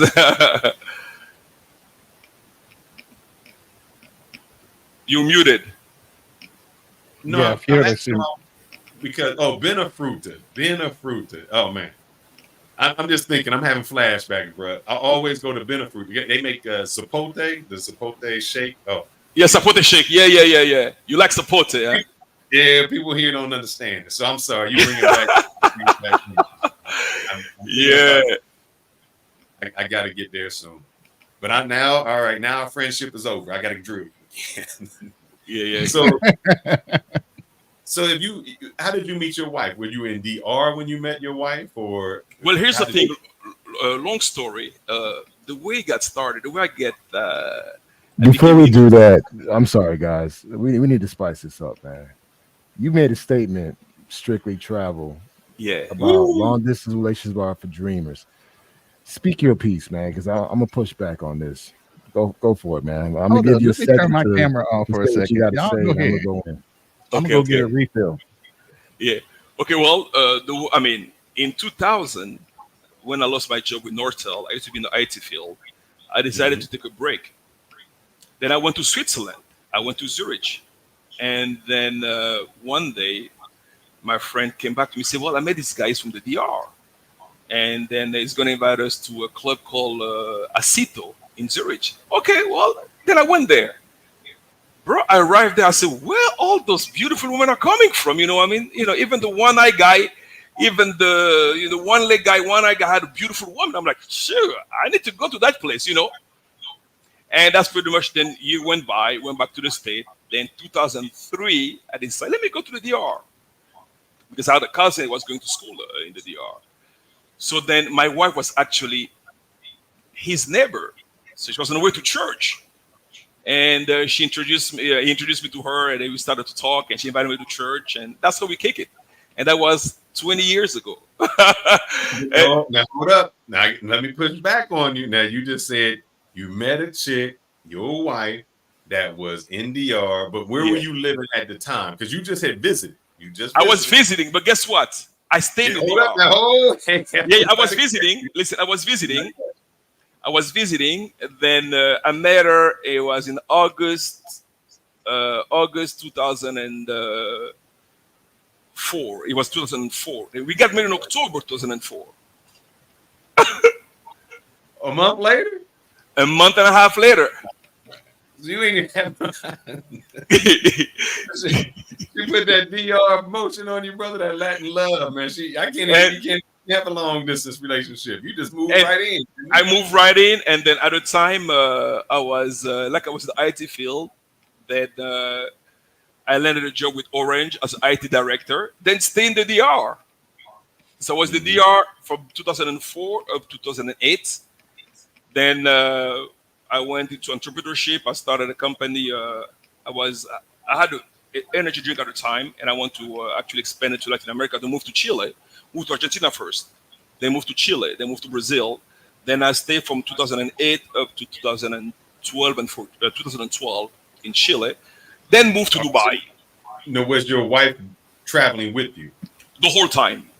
Okay, all right. The whole time. Then I moved to then decided I moved to Dubai. Then now I'm into the crown row. Now I'm into finance now. So I'm in there for vacation, and then but I'm actually based in Dubai for the past since 2012, for the past 12 years. So we've been together ever since, so I had my stint, I have my issues with other women during those years, but it's DR, man. We understand. I was there when, man. Let's see. I got to date myself. So San Isidro. San Isidro, yeah. They used to have a bar called Eagle. Eagle, yep. You know Eagle, don't you? You get in trouble if you go to Eagle, bro. I just letting you know. Barcelona, you got Barcelona Imperial. Yeah, classic. Imperial. Nice. Who drink the cheap stuff. I'm just letting you know. We do. Yeah, Barcelona Imperial. That's what I'm talking about. Guys, let's bring it back to the original statement that he made. You guys going off topic. Trying not to hurt him too much. No. I'm falling asleep. Smoke. No, I'm falling asleep. So I'm like, all right, I'm falling asleep here, man. He made that's that itis from that good food your wife just cooked you. Stop it. Mm-hmm. Nah, man, I'm good, man. He made a statement that long distance relationship for dreamers. I want him to explain that, and he hasn't explained that for the past 20 minutes. Well, here's the thing, because to me, it's like dreaming. You're on the phone all the time. Like right now, we're having a virtual virtual conversation, and that's pretty much it. But if I met Fearless in person, I know exactly what it's like. I can get the feel of things.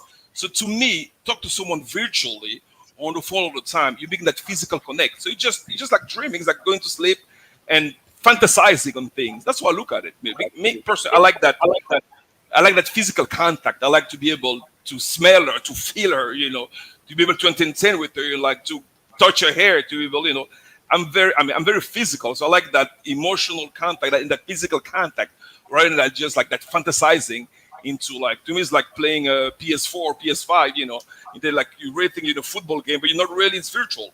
That's how I look at it. So to me, that's what I say for dreamers. I believe in that. I'm old school when it comes to that. I know where my wife is. I know exactly.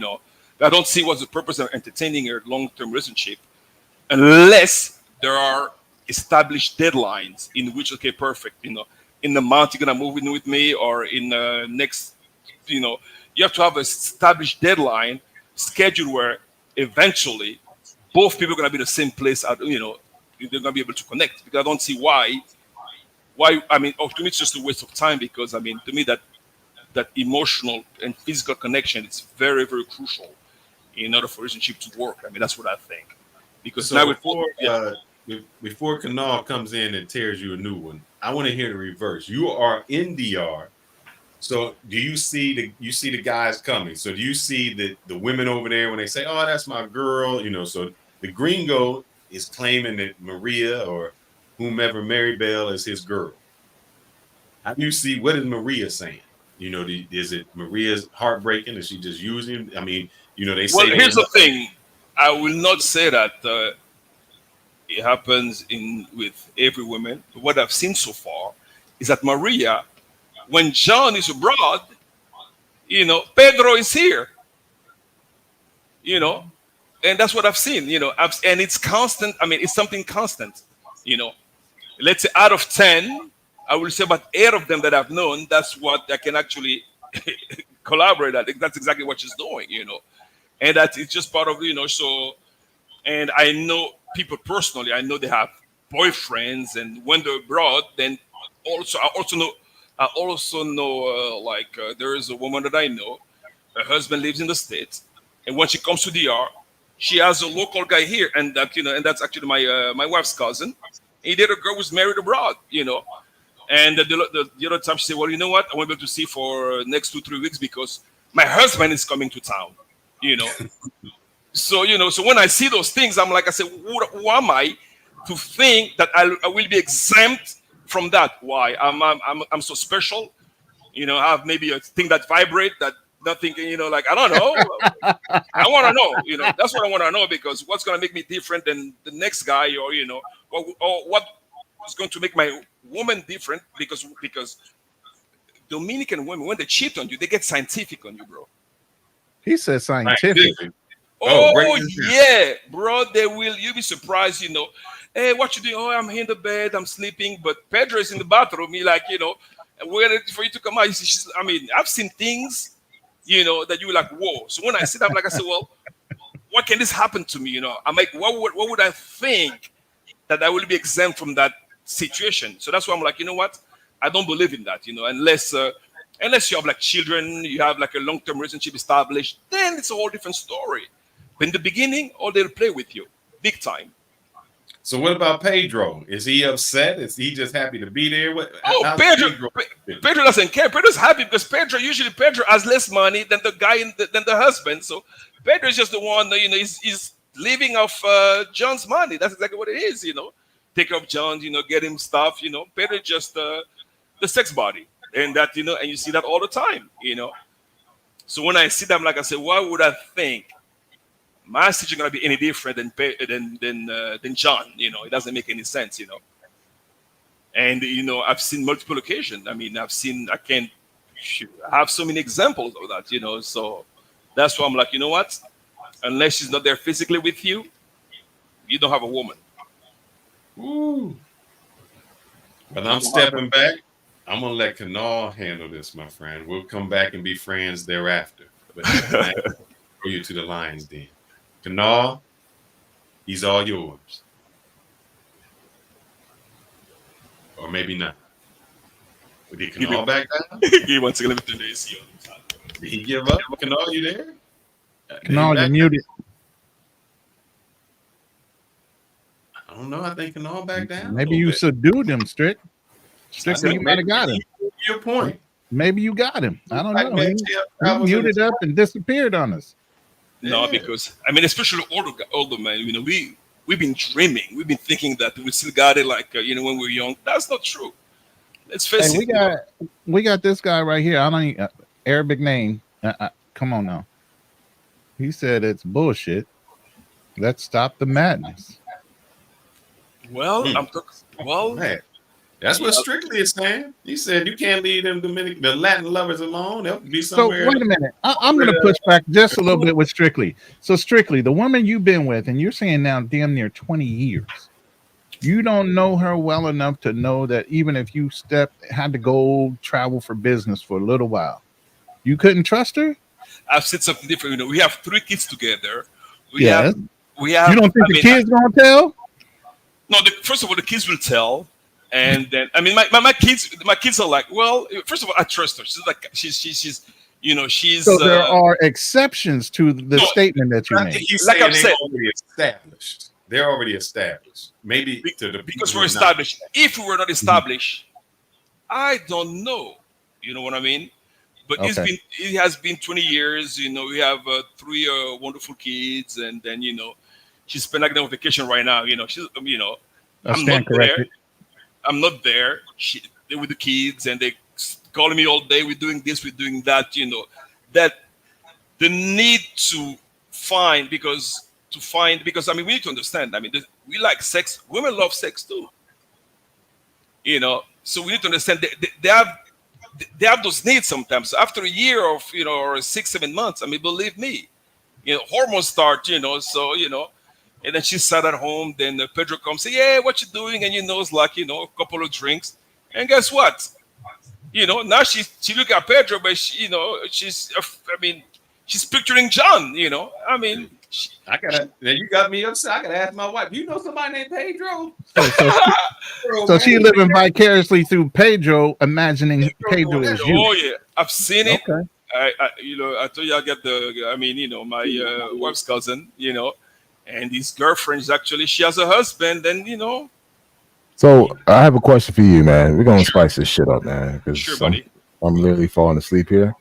So do you feel that you need to be near the person you're with at all times?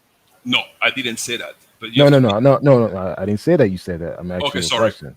No, you don't need to. But you have to be in the same geographic location.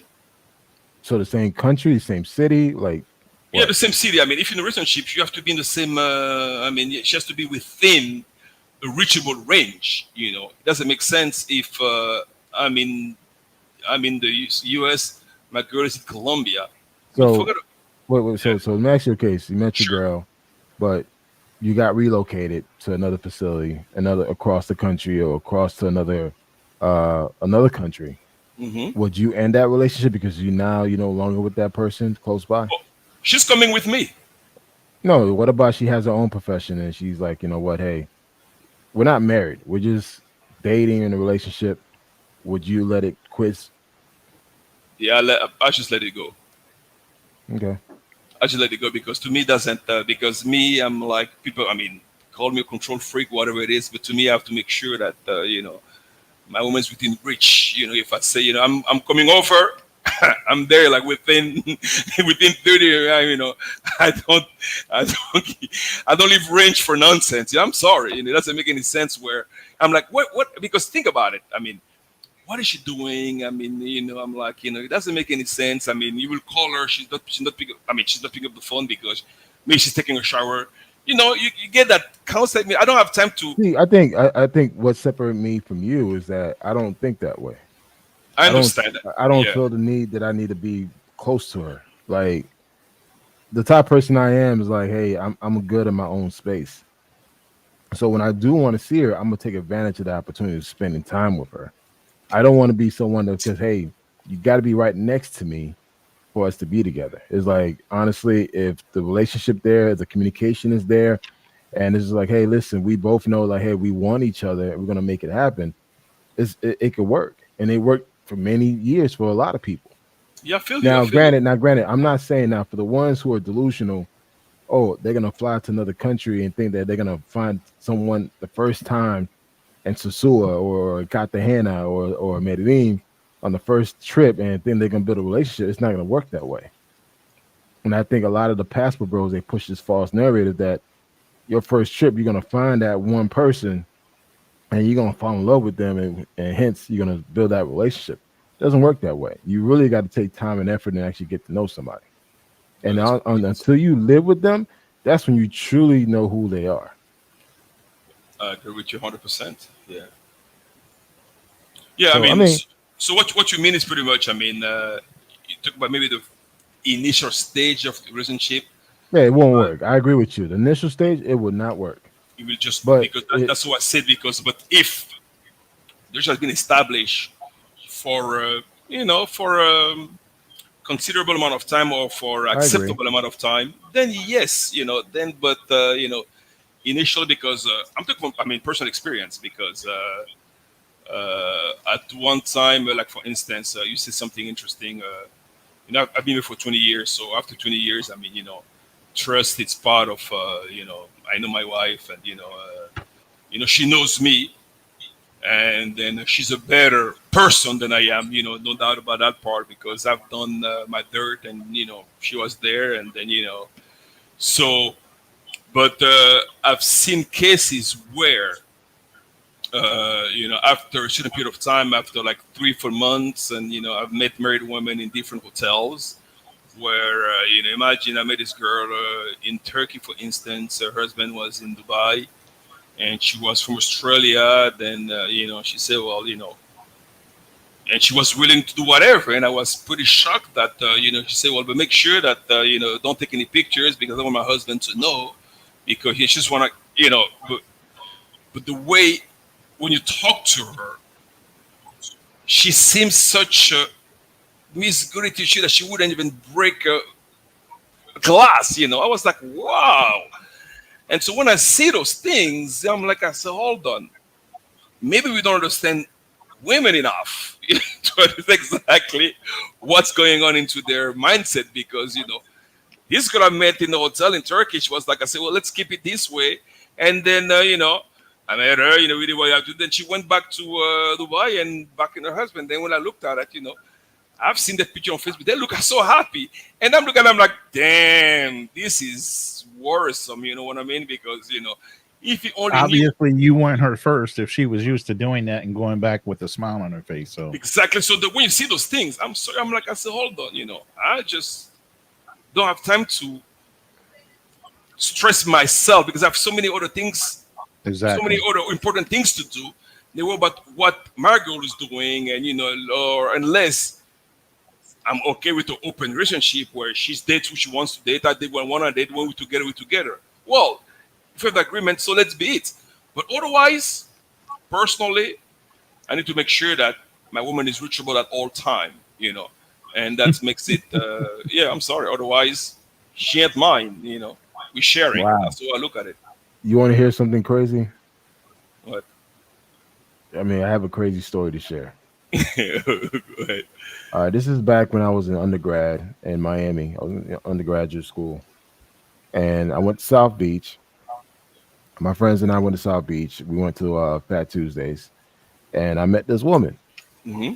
We dancing, whatever, having a good time. I didn't know that she was married, but her husband is the police of Miami Beach. Oh, hell no.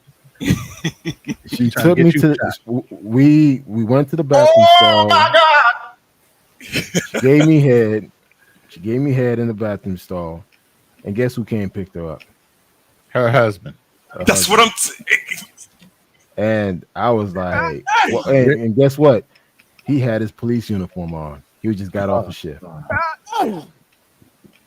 So it doesn't matter. If someone's gonna cheat on you, they're gonna cheat on you. It doesn't matter how close and far they are. So it's just like, that was a learning experience for me to see that. And it's like, wow, this dude came with his uniform on, picked her up. She had a few drinks and she left. So I got to go. Bye. It's like, okay. Wow. Life in Miami.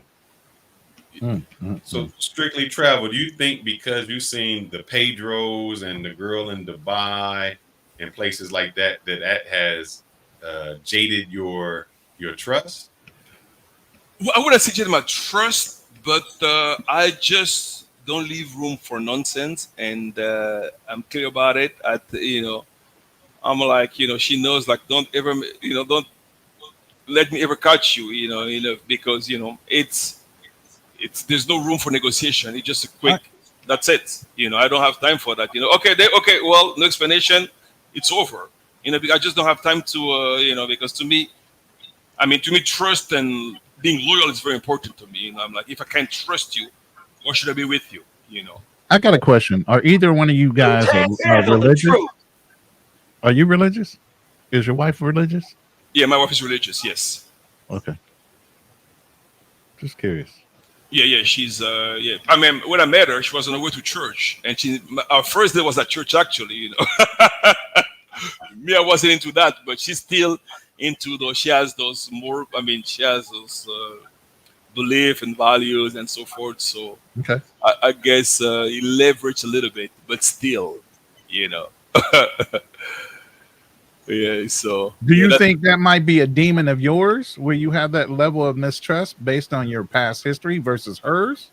Most likely, because I've done some things. So yeah, most likely, I think so, because I haven't been so, and so I've seen things like, okay, for instance, when I tell you, when I was in Switzerland, the girl I met she was married. And she had a husband. So when I saw it, I was like, okay, and that was in 2000, And so to me, I was like, well, she's married, Actually, the guy that invited us to the club, because my friend met him first. Then he took us to the club. Then I met him in the club. Then his wife was interested in me, So when I look at this whole mess, this whole, mix up. Yeah. You putting your demons on your wife, though. So I'm like, I know on everybody, on any women, my wife, she hasn't given him any reason for me to doubt about her thing, So I don't have but the things that I've lived and seen in the DR and with some close friend of hers, Another story. One day, we are home, we're having a party. I just came from Dubai, came to my house, and having a party. Then this girl, a friend of her, arrived after a few drinks. I'm in the kitchen, pretty much making myself a drink, and then my wife was in in the family room, and then she comes and gives me a kiss, and this girl is married. And I'm like, I said, hold on, and she has nothing to look for because her husband is got lots of money. It's a way, I'm like, what is she looking for? You know what I mean? When I see those things, really, I can't help but have my mind like, I said, hold on, he has no clue. I'm like, she came and literally gave me a kiss. I'm like, this is crazy. I'm like, and I was there maybe, that's the first time I met her. I just arrived, she just heard about me. I don't know what what she heard, but she was like, I'm in the kitchen making my drink, and and she came and gave me a kiss. I'm like, and went like this, like, I'm like, I'm not entertaining that. To me, that was a setup. I'm like, hell no. And she was fine, I was like, I'm not entertaining that nonsense, I just left it as is and it stay as is, I'm not, because to me, I was like, question though, what if your wife was testing you with her? Did you go back and tell your wife that happened? Of course I told my wife. What did she say? After later on, she said, well, I knew that was her. I'm like, I knew, because she always she knew that was her personality. Yep, she knew that was her personality. Yep. And so but at least you told her, because had you kept it a secret, that means there was some underlining things that maybe you wanted to explore with her friend. So it was good that you brought it out. I told her, I said, the person who did that, she's your friend. I said, let me tell you, she's not your friend, because what she did was just unacceptable, because to me I was like, because if you're gonna do something, not something with a so-called close friend of your wife, and it doesn't make any sense, So I keep those things out of boundaries, out of limit, and that's exactly what I do. Yeah. Yep. Okay. So I don't know. So you under the terms that it just won't work, and you might be in them places that you see it, but it's different because you met a good religious Catholic woman that had morals. So is it just the guys are not meeting the correct women? They not trusting. They, Well, that's a good point. First of all, because when I first met my wife, I wasn't aware of the Dominican culture, what it entails, what it entitles. So over the years, I've learned exactly how the culture is. It's really, once you know the culture in depth, you realize that it's casual dating, casual sex. It's so common, and within the people expect the least, And I've seen it. I've lived it with different people. I'm like, wow, I wouldn't think that it would be possible, And like I know, for instance, not going far, my wife, she has a cousin that she's waiting for paperwork to go because her husband is Dominican. They married, they go to the States. But the last time I see her in the club with somebody else, I was like, okay. When you see those things, you're like, wow, how many more are just in that situation, It just makes you think, and that's pretty much, I have like another story. I have a friend in Dubai. He's from Pakistan. And then every morning, there's a local girl, she's Emirati, who comes to his place and serves him. So the husband thinks she's at work, right? So she has the same schedule. She gets home at 3 or 4 o'clock in the afternoon every day. She's about 7 o'clock. But before she gets to work, she gets serviced. And my friend came to me. I said, I'm tired of this because, I don't operate well in the morning. That's what he said. He said, my thing don't work in the morning. I like to, show but like it's the only time she has available. She comes to his place, do her thing, and goes to work. So she has that set schedule. And you talk about a very, between quote, conservative place, and you see those things. Then you wonder, what's the reason? Well, then I find out that her husband has like 4 wives. She doesn't get serviced. So, therefore, she looks for that intimacy elsewhere, So those cases are so common. So to me, I believe that, when you're in a relationship, unless you have that physical contact in a constant manner, then, she won't find the need to go elsewhere. But if you like once in the blue moon and you're too busy with something, guess what?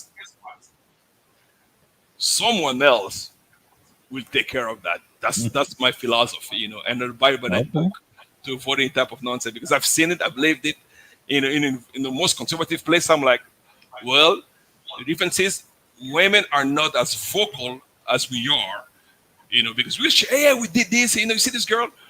Women will keep the secret for themselves, That's the difference, They will, they'll take it to their grave. oh yeah, they won't say anything, So you think that, even the best friend doesn't know. And this lady in Dubai, I give you a perfect example. I mean, her husband will never know. He will never know. He will never find out. Because she has a set schedule. She knows she's leaving at work at home at 7. She get home at 4 o'clock, but she doesn't know on the way to work. Someone is taking care of her thing, And then I can understand that because if you have 4 wives. I mean, think about it. I mean, 4 wives. God, dog. Yeah. Do you have times to do? I mean, it's impossible. It's impossible, So once one of them gonna get a short end of the stick, and that's probably her. So she was looking for a thing elsewhere, and right. Yeah. So that to me, that emotional. I mean, at 4 wives, I think he would expect it.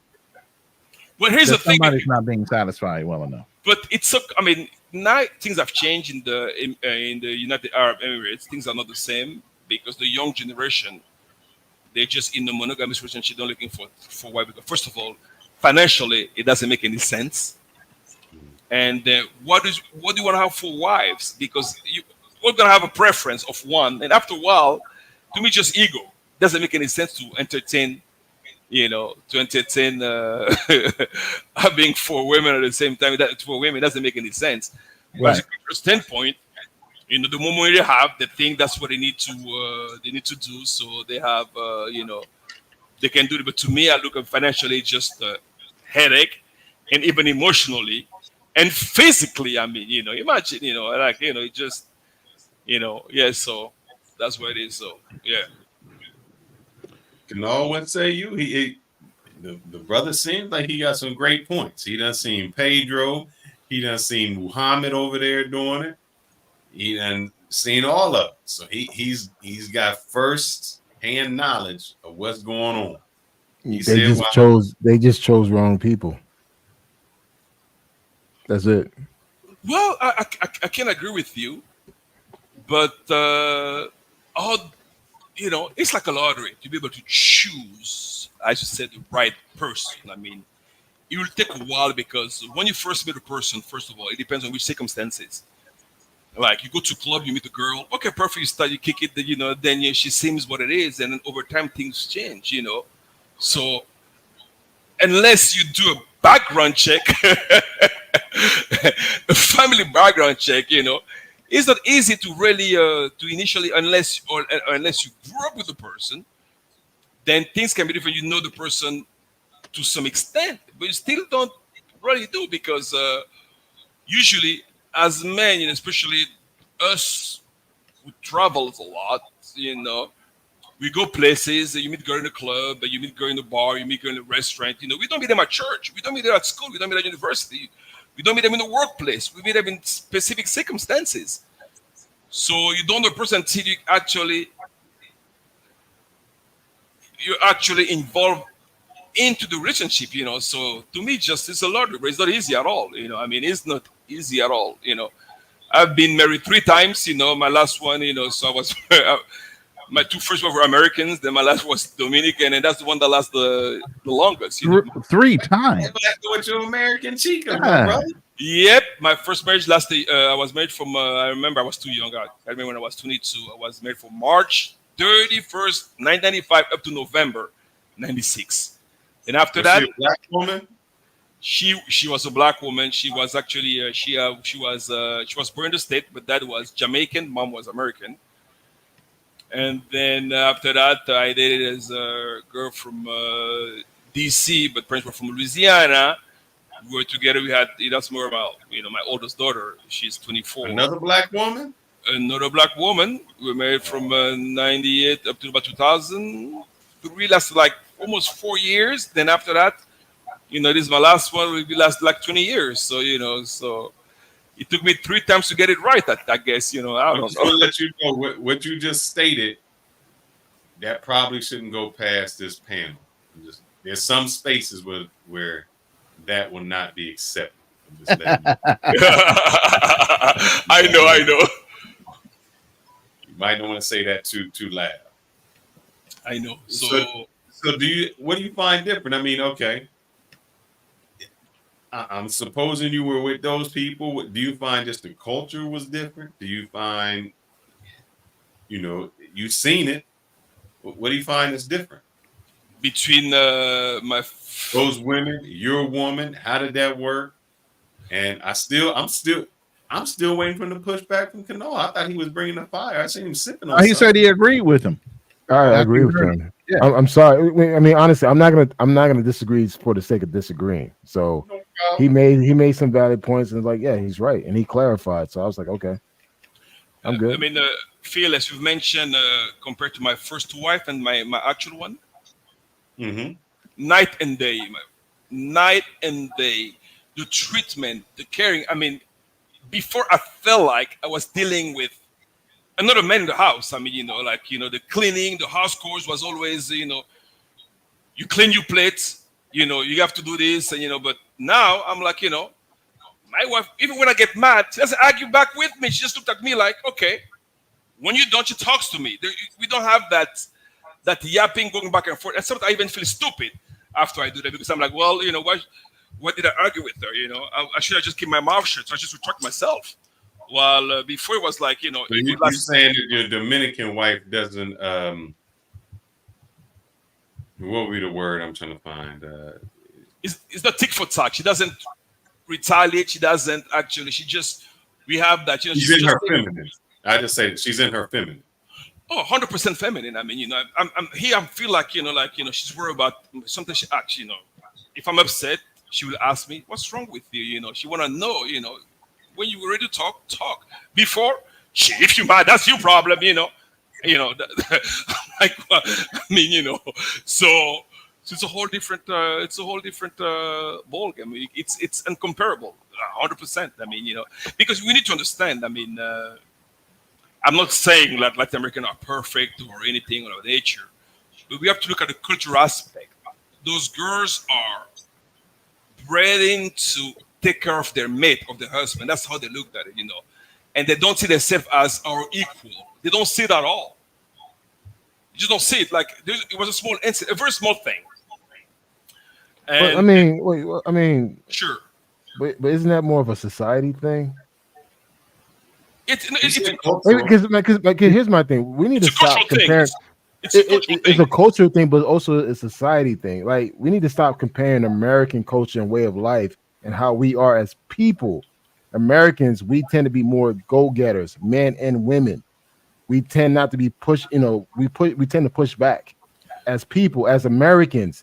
No, I'm saying as Americans, men and women. You said something interesting. Because, like, okay, for me, I'm Haitian, right? I'm Haitian. I'm from Haiti. Okay. And the thing is, my personality is a lot more aggressive than my brothers and sisters. Do you know why? Because you grew up here. I grew up here. My demeanor, my attitude, the way I see things, the way I tend to be the most aggressive person in my family. Because the way I think like an American. I do like American. Like, even my little sister, she's the same way. Compared to my older brothers and sisters who were raised in Haiti, they're not like that. That's what I've said. It's a cultural thing. So culturally, they were bred from the beginning to be in that symphony. But let me tell you something. I know a girl. She's actually a minister of the public administration. And guess what? She makes more than her husband. She's still a woman. She's still feminine. And she makes more money than he does. And, it's not like, I mean, financially, she can just tell, you know what? I don't need you. I can actually maintain myself. I don't need you. But she's still there. And she worships her husband like I'm like, it's unbelievable. I'm like, this is wild. I'm like, and I've seen so many cases where women are empowered because you'll meet some women in the DR that actually have great jobs, great financial position. And there's but their culture is not designed that way. Exactly. But also, too, their society doesn't accept that type of behavior because they understand, like, listen, as a woman, you still need to act like a lady. Here in the United States, it's completely different. We're raised to be more independent. We live in a very independent society, not a collective society. I agree with you 100%. And you said something. You see, you're Haitian. My dad is Haitian. My mom is Congolese. My dad moved to the Congo in the early '60s. I don't know if you remember. They sent professor. Yeah, in the early '60s. My dad was part of that batch. He met my mom, so I spent my first 16 years in the Congo, then moved to the state, and then after that, exactly. So I have an idea of of the Haitian background and the Congolese background, which is very similar. So so I had the opportunity to be able to see those two cultures, and after then in the United States, I can actually have a good idea of exactly how culturally what entails. So I agree with you 100%. Yeah. I mean, I just feel like when we always compare apple to oranges, it's not a fair comparison because again, the way we are here in the United States, I mean, look at the men of Dominican men versus American men. American men will blow Dominican men out of the water, real talk, real fast, real aggressively, because the way we think, the way we are, the way we see things. I agree with you because I mean the reason I've said that I was asked the difference between my ex-wives and my actual wife. I just made that comparison. If that cultural aspect of it suit me the best, of course it does. Because I feel because we need to understand by nature, when we are like that, we want to be taken care of, we want to be pampered. That's our nature. You know what I mean? So would you say we as foreigners are benefiting from someone else patriotic society? Definitely. Okay. Definitely. So I'm going to disagree with you, Kanal, when you say we blow them out the water. When I've gone to DR, I did not see a welfare system. I seen when you wake up, if you don't work, you don't eat. They have a hustle mentality that I have to make it. This guy's here in the States, lazy. I don't see that. Nothing. You don't see. I don't. You don't see no lazy dudes here. Just I see. Wait, hold on. I see that shit. I see that. I've seen that in every country I've been to as well. And trust me, I could call. We're not. Men are not on Section 8, so let's not use that. Let's not use that. Section 8, unemployment, whatever. No men. Okay, the way our American society, no men are currently on welfare. That's only designed for women. No, welfare can be for men. Just to correct you. Which one is that? Do you know any man getting any food stamps right now? Yes, I do. Yes, I do. I do. Okay. I know one who gets food stamps. Yep. He gets food stamps. he's probably cheating the system purposely. So it's just like they were like, I can't work. They were doing 20 hours and they were getting food stamps. Yep. Again, they were doing it purposely. They feel like, you know what? Hey, I'm gonna get this free money. I'm gonna take it. Okay, they still took it. They were still, we out there.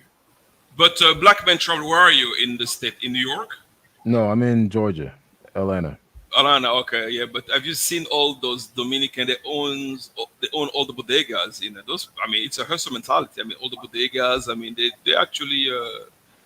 And do you know that last year, I believe, I don't have the numbers clearly. I know it was 20% of the GDP of the year come from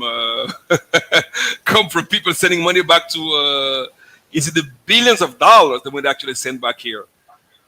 So they really, you'd be surprised that those guys go there with a purpose, and they really. But I mean, but at the same time, strictly Charlie, I think that applies to all immigrants. Immigrants who that's coming from another country that come to the U.S., they see it as a land of opportunity because these are the same opportunities that they never had before in their country. Like Yeah. I'm sorry. No, I agree with you. But what I was saying was pretty much in reference to what you said that black men will blow Dominican men out of. So I'm not sure about that. No, I said American men. I didn't say black men. I said American men. American men. Yeah. So it's like the thing is because the way we are, if you are part of the capitalism, if you believe in that, we tend to take advantage of that opportunity. But here's the thing. I wouldn't make. Here's how you're wrong. You just prove yourself wrong because you said that an immigrant that come. So will an immigrant? That no, see, go ahead. I'm gonna check you on this. Go ahead, because I'm speaking from experience. But go ahead. Immigrant that comes to the United States blow Americans out the water. I never said that. Hold on. I never said that. Because they come with the mentality that this is the land of opportunity, that I have to make it work, that I've been given this opportunity, I can do it. The problem is the people who live here get lazy, they get satisfied, and they do not work. They don't go forward. That's why the immigrants from Nigeria, the first generation come here, Asians, first generation, Indians, all of them are more successful than the people here because we think we already have it and we don't have to work for it. They come here with the hustle mentality. They come here that we got to make it work. So But how can you say wait. See, now you're twisting it. Hold up. This is where you're twisting it. I said in their country, they're not doing that. They just don't have the opportunity. That doesn't mean they can't do it. All right then. So if you don't have the opportunity, wait, they do have the opportunity to do that. If you talking about, put them in their country, do you think that they would survive the same way the Dominican would survive? See, if you take an American, hold up. Dominican can come to the United States and make it, but can an American go to DR and make it? I think so. Yes, I think they can. Starting with wait, I'm gonna give you a perfect example. Look at Punta Cana. Who owns majority of all that shit over there? But that's rich white people. Who own the majority of stuff No, over here? hold on. The Punta Cana group is owned by a family called Ryaneri, which is a Dominican family. They're in billions of dollars. It's Ryaneri. His name is Frank Ryaneri. Is the richest man in Punta Cana in DR, and it's Dominican. So the whole development of Punta Cana is actually a Dominican guy who actually decided to do it. But the buyers are Canadian, Americans, and now guess who? Haitians. All the rich Haitians who left Haiti coming to DR and buy all those properties. Okay. We're gonna use DR as a perfect example, right? Yeah. I met this construction owner. He told me the reason why he tended to hire Haitians over Dominican is a Dominican dude. Dominican dudes don't want to work. They don't want to work in the sun. Wait. Hold up. Let me finish. Okay, go ahead. Haitians are foreigners, so they go into that country willing to work for whatever. So they got that hustle grind mentality. Like, hey, listen, I'm just trying to survive. Immigrants come to the U.S. have that same mentality. They realize, hey, I'm just trying to survive. I'm on survival mode. I got to make this happen. I'm part of that immigration group that came here during the 1970s. That we didn't have the luxury of food stamps and Section 8. My mom ain't had none of that shit. We lived right and spit shit in the ghetto. So my thing is this. I just feel like sometimes Americans, and you're right about this, we don't realize how good we have it until we leave and go to another country. But we have the skill sets. Every American, even Pookie and Ray Ray, has the skill set to be successful anywhere he goes. If you look at your local drug dealer, your local street drug dealer, he can make shit happen if he wanted to. Well, here's the thing, Black Metro. You mentioned he has the opportunity, not the skill set, and he's not taking advantage of the opportunity. Because the same guy who washing windows or watching your car windows over in DR is a hustler. He can make it happen. Yeah, but it mentioned something saying that the Haitians who comes to DR and work, saying that Dominican are lazy. I'm going to tell you what it is. It's the same thing as the Mexican who go to the United States and work in the orange field, agriculture. Construction. It's the exact same thing. So Dominican won't do those type of jobs because those jobs are underpaid. So therefore, the migrant, the one who has less opportunity in their countries, come here and do it. It's the same thing in the United States. So, I mean, the same thing when Peruvian who comes to Chile, and it doesn't apply to whole Haitian because the other day, I went to a place called, I don't know if you heard of Palos, Fearless. It's a very popular bar in Piantini, Palos. And I was talking, every time I go there, there's a group of Haitians sitting there. The other day I just went and sat down with them. Guess what? They own the place. Fresh food in DR. It's owned by Haitian. Guess what? Well, even though people don't consider me as Haitian, all the Texaco here in the DR are owned by Haitian guy, Gilbert Bidjo. People don't consider him as Haitian, but I mean, he has a Haitian passport. He was born in Haiti. Gilbert Bidjo owns all the Texaco here. So you have lots of. So what I mean by that, we have a tendency of pretty much encapsulate, put a group of people in the same basket, but then you have a group of them who actually making the economy work. So technically, without Haiti, there's no Dominican economy. You'd be surprised. You know what? The border market. I mean, they have that bilateral market they have in in the border. I mean, you know how many millions of dollars this contribute to the Haitian economy when the border was closed.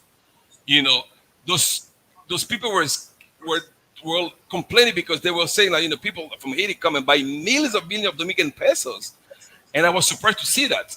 I was like, wow. Then understood things a little bit better. Like lots of those businesses.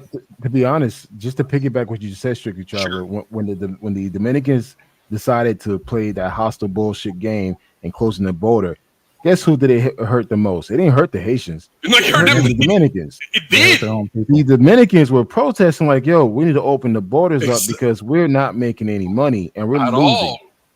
So interesting point, Strictly Traveler. That's a good point. That whole area was just dead. People were complaining. I've seen a lady, she was like, she was selling 700,000 pesos minimum a day. And when you convert it to dollars, that's like $15,000. I'm like, $11,000. I'm like, hey, and look at this lady, like, are you serious? It's huge. I was like, wow. Would have I known it? I got business because would have built a stall and started doing it yourself. I was like, wow. Currency exchange is big money. I'll say this. I'm going to answer this question from Phenom 11. He says, Americans understand the business system of entrepreneurship. Bullshit. Understanding and doing is two different things. Because I know foreigners that come here that open businesses, open the salons, open. Understanding doesn't mean anything because you're not doing it. Americans work for other people. Foreigners usually have their own little business, their own little side hustle, their own little shop. No matter what they're doing, it's like we make fun of the Jamaicans. I remember when I used to watch 13 Jobs. Yeah, Living like, Color. I got this job. I got this job. I got this. I'm a taxi driver. That's entrepreneurship. Americans may understand something, but they don't do it. I agree with you. If you understand business and entrepreneurship, do you have your own business? Are you an entrepreneur? 99% of Americans are not. But you know what? A lot of people don't have the stomach for it. It takes a special person to go out there on their own with no fucking umbrella and make it happen. But do you guys know that more than 40% of the motels, they said are owned by Indian American? Yeah. And 70% of them are Gujaratis. Yeah, and you know what happened? I read that story. Here's what happened. One of them came over, and this is what they did. They bought the hotel and said, you know what? We don't have to hire anybody because we're going to have our family do it. And our family is going to clean the hotel, and we're going to live in the hotel. And when they bought that hotel and lived in it, the nephew came over and they bought another one. And he did the same thing. And 70% of the Patels own the United States. So you can't tell me that we know entrepreneurship. They came over with nothing, and now they own 70% of it. I mean, the Mexicans do the same thing. When they buy one house, they bring everybody into that one house, and all of them are good contractors and construction people. They'll buy a house, renovate the hell out of it, move that family over, and they do it again and again. They'll own the whole fucking block. They do it all day, every day. And I think Trini was on here yesterday. Foreigners come in and say, and Indians will do it. If you tell an Indian you're gonna, an Indian family, oh, I just want to be, somebody normal. No, it's like, no, doctor, lawyer, engineer. I mean, it's just ingrained in them. Doctor, lawyer, engineer. That's shit. I was told that in my household. If you're not a doctor, lawyer, engineer, you're a failure. So I was told that at a very young age, man. So for me, once I told my because at first I was an engineer major. And once I decided engineer was for me, I went into business. My mom said, like, you failed me. I'm like, God damn, shit. It's like, I got a damn degree. The same thing with me, because that's a Haitian mentality. Either you're an engineer or a doctor. That's the only thing that matters, Listen, we have like my whole family is full of doctors within the United States. I'm like, that's all they do, If you didn't go to engineering or you're not a doctor, you failed. They're like, that's pretty much, yep. And my sisters, all my sisters, I have 4 sisters, all head nurses, all of them. It's just like, you tell your mom you becoming a teacher? What? You ain't becoming a teacher. She'll go to school with you, make you withdraw from that program and register to that nursing program. Like, nah, I'm gonna be right there while you doing it. So how can you say that we are better off than the foreigners? No, here's the thing. That's proving my point. It's not your point. I said as Americans, if we were to go to their country, I never said this country. But guess what? Listen to what I said. I said we go to their country. Most of the businesses that you see in these countries, particularly DR, because you have more American expats, are opening businesses there. It's not the local Dominicans are doing it. It's the expats. Which color are they? Most of them are shit, depending where you are, though. If you're in the North Zone, South Zone, which areas? Central? Listen, East? I've been to Punta Cana. Unfortunately, all the owners are white people. It's sad to say. They're all Russians. They're all Russians. No, you're gonna see. Punta Cana, you have Russians, Canadian, and Americans. But guess what? I've been there because I have a place in Punta Cana, and then the guy who sold me the place, and he was saying, imagine I was the first black person to buy in Cap Cana, and I was shocked to see that. That's a nice place. But guys, I did say Americans. I didn't say black American, white American. I didn't put race. I said Americans. I agree with you because do you know there is another thing in the Congo? The richest man in the Congo, his name is David Blackner. Guess where he's from? United States. He lived in Kinshasa, the DRC, for years, established an empire. Because the thing about us, unfortunately, we have lots of prejudices. We come to a place, we start looking at the negative things, and we just run with it. While the other one, the other race will come there and look at an opportunity and run with it. Things that we don't do. And I've seen it, which is a sad reality. I've seen it. We have lots of... you're more likely to see... You're less likely to see a black guy in an African country doing well, but you guys see the white guy, he doesn't even criticize. He get there and go in the woodwork, and he will do extremely well. And I've seen it on multiple occasions. How many passport bros are going down to DR over 10 years, 15 years? They don't own nothing. They could have instead of paying all that money to go to a hotel, they could have bought them a house. They could have had their own place and rented out Airbnbs. They could have done that, but they rather spend money on hoes and clothes because that's all a brother knows. I disagree with you because there are many brothers who are actually doing that, and I know them personally. You say many. Hold up. Many means okay, a lot. all right, man. All right. Many compared to the. Let's use some.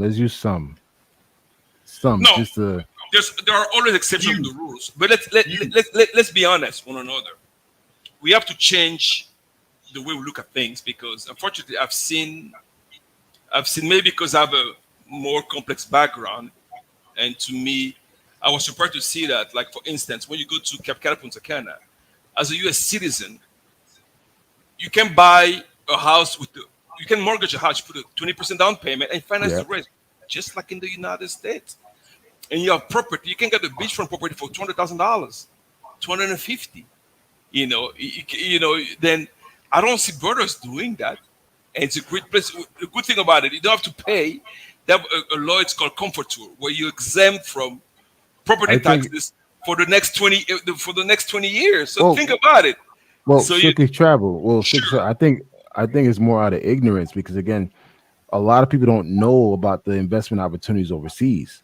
They don't know about it. So imagine if we don't know about it, but the other one knows about it. That's the difference. How did they find it? Because wait, hold on, let me finish. The reason why the other groups know about it because they talk to each other. We as black men, we don't talk to each other. We don't. I could walk past by fearless. You won't say shit to me. I won't say shit to you. But not knowing that you and I could actually break bread and actually do something together. We as black people, when I mean black, African, Caribbean, African Americans, we're not collective. We're compared to Canadians, Russians, German, they're very collective. If you open a German restaurant, guess what? He's always gonna have business because he has that German flag. He has that German flag. You open an Italian restaurant, he's always gonna have business. I agree with you. 100%. But we as black people, we're not gonna do that. Exactly. Because we don't share information. I agree with you. If Fearless open a business, my duty is to buy from his thing. You know what I mean? That's what I will do. But we don't do that. We rather go buy elsewhere because we don't want to see the other doing better than we do. So to me, I'm like, if you open a business, the first customer has to be you. If you have a business, if your customers aren't your friend, there's something wrong with it. Yeah. Yes. You Where I live at, there's a grocery store called Fiesta. I don't know if y'all have Fiesta down there in Atlanta, but Fiesta is like they sell all the Latino stuff. Okay. And I've gone there and I'm like, oh man, this is more expensive than like a Kroger's. But they don't care. This is where the Latinos come because they feel comfortable. Yeah, Bravo. That's where all the Hispanics goes. Bravo. Yeah, Bravo. Yeah, that Bravo here. I know the same group, but Bravo is huge here in the DR. They support each other. We don't. You know, if we're to support each other. Listen, everybody, when I say we, I'm talking about y'all. Because Kanal knows we even had a conversation. We hook people up and we converse. There was a gentleman that was interested in cyber. And it's like, whatever information, do this, do that. There's no charge. I'm trying to get brothers to do. So we share information. We hope that you guys can start doing it. So not all of us are the same that we speak of here. So we want to try to set an example for that. We want to promote Black power, Black entrepreneurship, Black sharing of information. So if you go to his blog, his Facebook, all of that is wealth sharing and how to do it. So not everybody we talk about is like that. Some of us are very different. I just want to make that clear. So the people on this panel are not the same as what we're talking about. We're talking about the majority. It's sad that we are the minority, but understand that. I know it's very sad. I mean, because I mean, as us as Black people, we should be able to, especially Black Americans, I mean, we should be able to be so powerful but we don't do it because we're too busy criticizing one another. I agree. And then after that, at the end, you don't get anything done. Because I have a very unfortunate occasion where I met a guy that came from YouTuber. He came to DR and we met. And then next thing I know, the guy's backstabbing me. I'm like, I said, I haven't done anything to the guy. I haven't done one thing negative to the guy. The only thing we couldn't get agree, he wanted to go to Sosua. We had some type of, it was absolutely early. Then I get, the guy he made the whole life criticizing. Like I said, hold on. I mean, I don't understand this thing because, I mean, all I meant was from the goodness of my heart, let's go together. I want to pick you up and do this. We slept late, so I couldn't get up on time. So the guy I said, hold on. And that's the thing among us. I mean, instead of collaborating, I mean, help each other out, build something together. We don't do that. Listen, I mean, I've been an entrepreneur for the past 12 years. I was able to, I work in finance. I do investments into real estate. We do funds management. We do venture capital. Just the whole that we do. I mean, just name it, we do it. So when I look at this thing, I was like, well, we can build things together. But I've tried, and unfortunately, when I've been backstabbed, it was never by the other race. It was by my own people, and I found that it was very sad to see that. So I said, well, what choice do I have left? It's not like I want to work with those guys, but guess what? Those guys respect me. They don't even. So then you look at this thing. I said, why? My idea was to pretty much build a Black company. At the end, it became, I'm the only Black. I mean, it's, I would say 20% Black. The rest is actually white people. I said, although it shouldn't be this way. I should have white partners. I should have Black partners where we build a strong company, a strong society. We can actually help each other out and lift ourselves up. But it's been literally impossible. And you're right. And here's the thing, right? I'm going to Cali, Colombia in 2 weeks. There's a small little YouTuber in Cartagena. He's a Colombian guy. I actually did his first live with him. And since then we got close. And I say, you know what? Hey, I'm flying to Cali, Colombia for the Afro-Colombian Festival. And I need like a local. He's Black Colombian. I say, you know what? I'm going to pay for your trip. Don't worry about the lodge. You stay with me. But I'm going to need you to be my guy. You Colombian, you Afro, you're gonna be you're gonna represent me. I paid for his airfare. It was only cost me $100. It's like it ain't nothing. So he's gonna meet me in Cali. He's gonna meet me in Cali, Colombia, and he's gonna be my point person. And I told him, listen, your primary job is to protect me and make sure that everything is fine and we're gonna have a good time. And guess what? We're gonna create content together. To this day, he's constantly thanking me. I can't wait for this trip, man. It's like, 'cause he's a small YouTuber. He's trying to create content or whatever. I'm like, hey, don't worry about it. And again, he's like, so he doesn't have the money. It's like, listen, I'll take care of the lodging and I'll take care of the airfare. Just make sure you got money to eat. I ain't feeding you. So it's like, it's just like, at least have food to eat. Like bars, I'll take care of it. And guess what, man? We're gonna go down there and collab, and just create some content. And again, you are Afro-Colombian and Cali. I'm gonna need you to be my point person. So anything we do, we're gonna do it together, and we're gonna build that relationship. And that's what it is. And I think as Black people, we don't do that. It's always that give and take. That's like, what can I get out of that person? Exactly. Versus just doing something out of like, hey, you know what? Let me build that relationship and see where it goes. Now, granted, he could fuck me over. He could just not show up. I don't know. But until then, it's like, I'm giving you the benefit of the doubt. I agree with you 100%. Yeah, it's very unfortunate. Yeah. And then I remember this guy I met. He said, "Well, I even made a big. He talked to some other people I know. He said, I even paid an Uber to go see him." I'm like, "That's normal."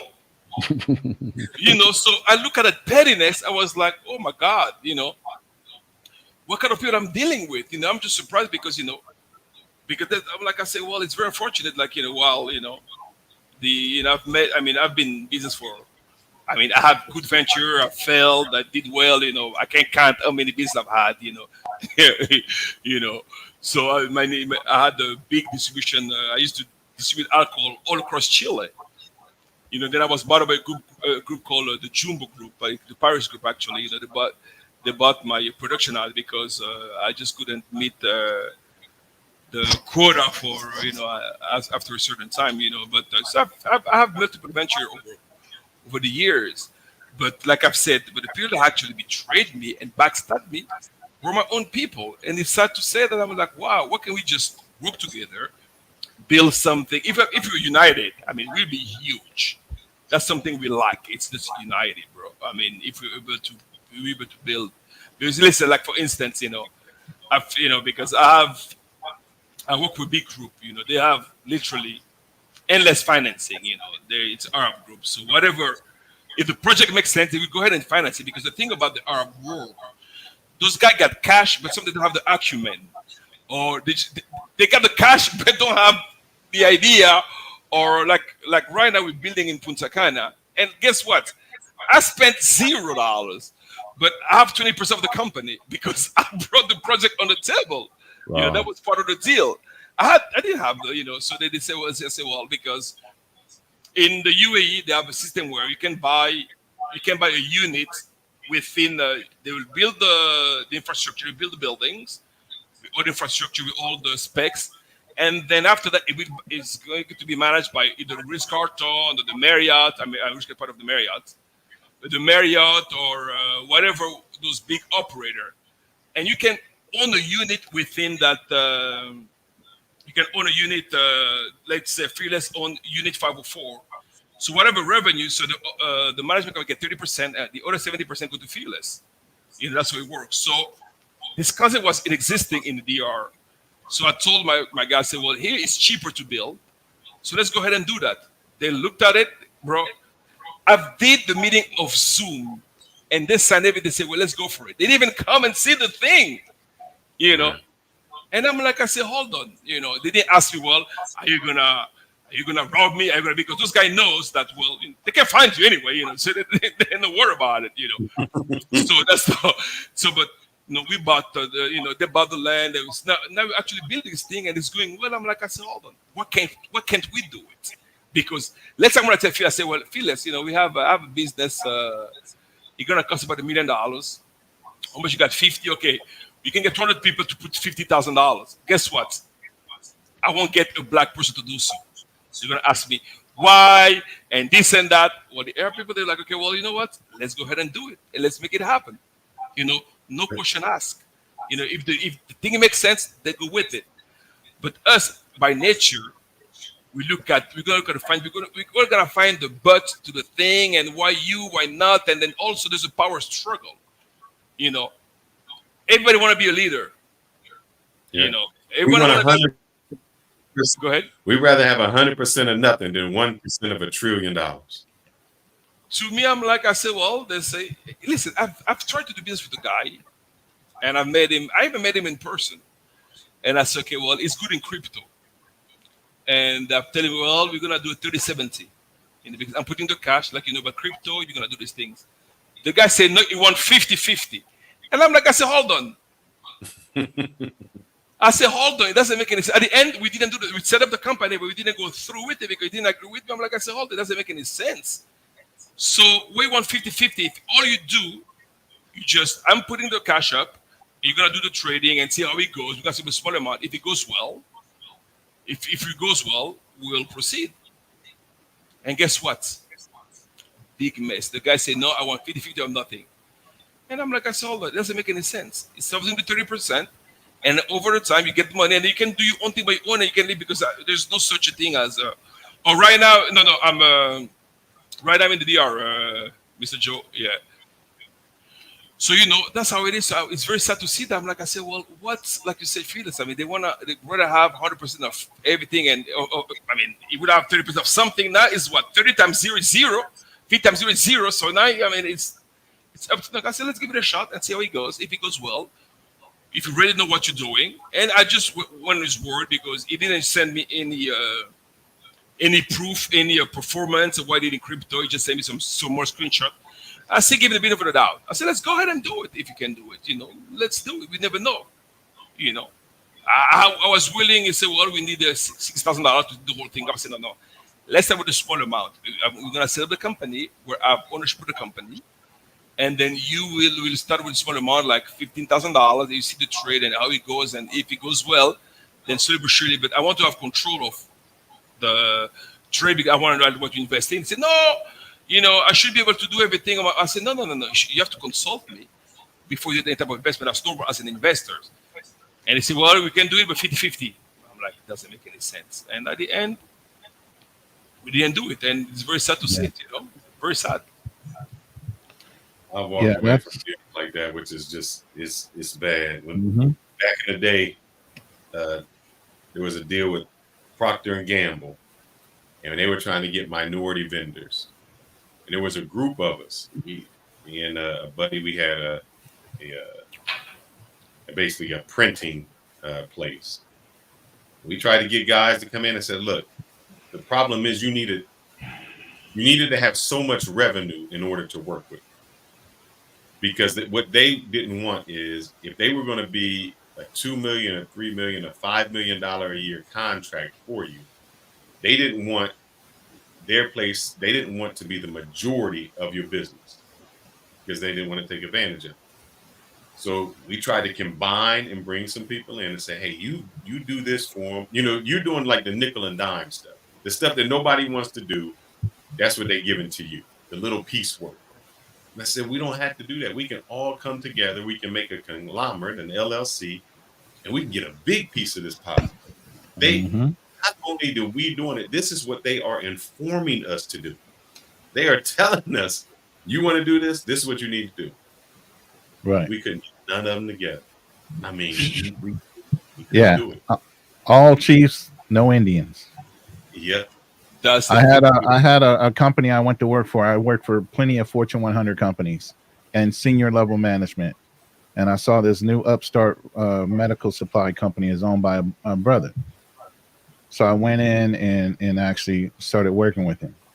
Looked at his company, evaluated what sales aspects he had aside from medical supplies. Come to find out he had a pharmaceutical license to resell pharmaceuticals.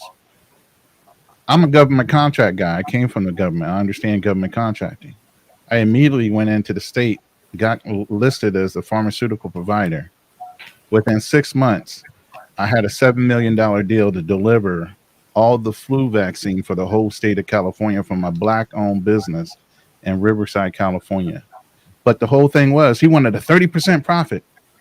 I said 30% of something is nice, but 30% of nothing means nothing. I said, if you look at the history, because on government contracting, you can look over the history of bids and see what the price margins were for prior bids. So I went through and looked at all the prior bids and said, look, typically you're going to get about 8 points on this deal, but that's 8 points on $7 million. Okay. And I'll show you how to work it on the back end to where you can possibly get more. So if we know it's going to be 8, we need to go around 5. Oh no, we need to be at 30. I said, you can stay at 30, but we're not going to win. I had to go through this process with him to make him understand you have to be competitive. I understand you have standards for the accessories or whatever, but when it comes to major deals, you got to give up something and you can get it on the back end. So anyway, we went in at about 5 points. We won the deal, $7 million. I have a contract in hand. I competed against the flu providers. They're the ones that gave me the price, but they're also the ones that produce the flu. So now that I have a contract in hand, guess what? I'm guaranteed to sell no matter what. So I go back and rebid out their price they gave me. I need your best price, so I'll go to the other provider that produces flu, and I'll buy their flu. So they all resubmitted prices to me. So even though I went in at 5, guess what I got on the back end? 9.5, almost 10 points on that deal by renegotiating on the back end once we secured the contract on a 5-point deal.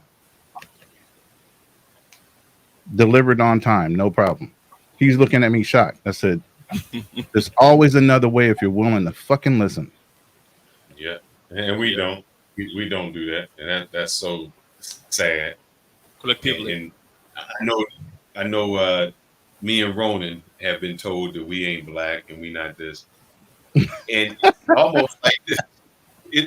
They say, hey man, I've been messing with that AI, and every time I did that AI thing, trying to do my face and everything, man, I came out white. I'm like being insulted. I'm like, what but the thing is, and I asked for like a Creole black. I asked for a Creole black dude, and every time it comes back as a white guy, I'm like, man, if I run any of these fucking avatars, they're gonna look at me like I'm crazy. Like, what the fuck is going on with Ronan over there looking white? But they say it like it's a badge of honor, man. I mean, like, we don't want you in this club. And we're like, bro, that's not like an exclusive club. I mean, I like that. Exactly. Yeah. How many people are fighting to be black? You get what I'm saying? This is. Exactly. Are you kidding me? We are. That's what we are. People don't want to be me, and I'm rich. Remember, I always remember the Eddie. I think was it Eddie Murphy in Trading Places? Mm-hmm. Where the guy wouldn't trade it because he was black and say, I ain't doing that. So that, I mean, we are what we are. Yes. We are what we are. It's not like something, where we're supposed to be like, okay, like it's a club where you have to, by being a member, you're gonna have some type of perks. No, we don't. So let's be honest, So exactly. Yeah. So, I'm gonna get us back to this long distance relationships. Yeah, let's go back to it. And I want to ask, do you think it's culturally? Do you think it has to do with culture? Meaning, I know you say no, and I'll ask this to the panel, Ronan and Kunal. Man, you need to play this video real quick. It's going to spark a conversation. Go in the back chat and click on that link for that Instagram video. In the private chat? Yeah. In the private chat. There's nothing at the very top. It says LDR dating with a link. The very top. Comments or in the chat. In the let's see. Go all the way back. In the private chat. I don't have. Right-hand side. No, sir. I got standby at 10:39. We see you in the green room. That's the last one I got. No, you're in the chat. Go to the banners on the side where the banner and the brand and all that is. You see where it says private chat on. Sorry, that's what you said. Hey, before anything, I want to say it's been a pleasure to have Strictly Travel on this live stream, man. Like, I learned a lot from you, man. And it's just like, as a fellow Zoe, I mean, you know what I mean? Man. So it's like, you see that Haitian flag behind me? Oh, yeah. Even though I have a Dominican wife, she sees this flag every damn day. So just like how in Dominican, You got a Dominican wife too? Yeah, I have a Dominican wife. all three of y'all do. I'm the only eyeball that have a Filipino. Oh, wow. All three of That's them. true. Yes. Yeah. I will be the eyeball. Listen, I tell all the time. Every time I'm in your damn country, I see them damn flags all over the goddamn place. And now you see my damn flag every day. Yeah. So, I mean, it's all love, man. We have a great relationship, man. It's just like, for her to be around my people and I'm around her people, it's all love, man. So it's all good. That's why this whole thing about Haitian Dominicans don't get along, that's all bullshit. I'm glad you said it. Yeah. Because, I mean, I've seen, it just, I mean, it's a different, just go on a different life. It's a whole different, it's deeper than that. Yeah. I agree with you 100%. Yeah. But I just want to say, man, listen, man, it's been refreshing When I mean refreshing to have someone with common sense who's traveling, who's not about chasing bitches and just out there making things happen. And so thank you for coming on the show, man. You really made the show really interesting. Thank you. No, thanks to you guys for having me. Cheers. But hey, the man's been married damn near 20 years. So and also too, man, you're more than welcome to join us anytime you want, man. You get VIP treatment. If I see you jumping on the stream, you skip everybody else. Thanks a lot. Really appreciate it. And we travel down there. I don't know when Kanaw's going back. I got a little situation. I'm taking a break from DR, man. I got a situation myself. I can't go back for. What the fuck y'all doing down there, man? Y'all getting damn prorated out of that bitch? What the hell? We're not in trouble, but I can see you in the spring. Maybe spring. Okay, let me know.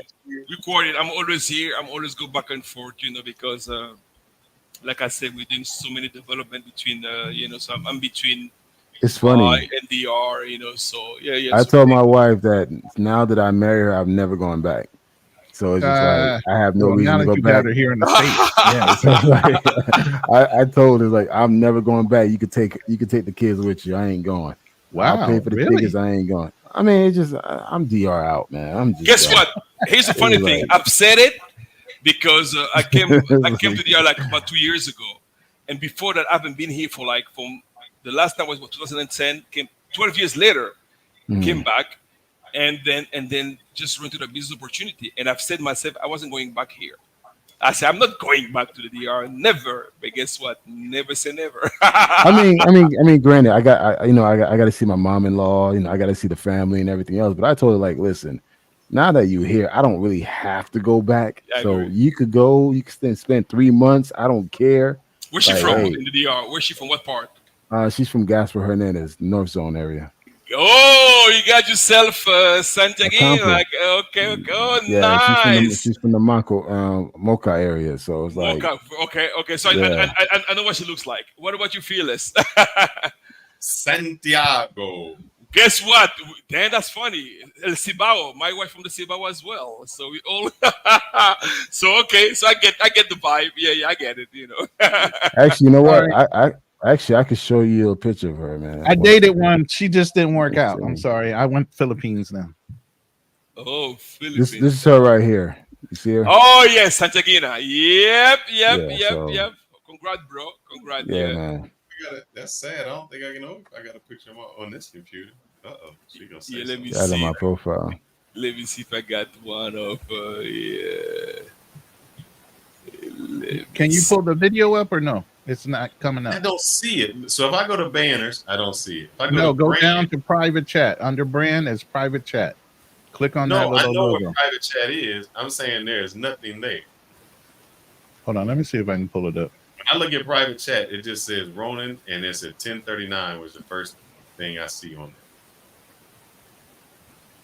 there. I just don't know if you're going to be able to hear it if I play it. Hold on.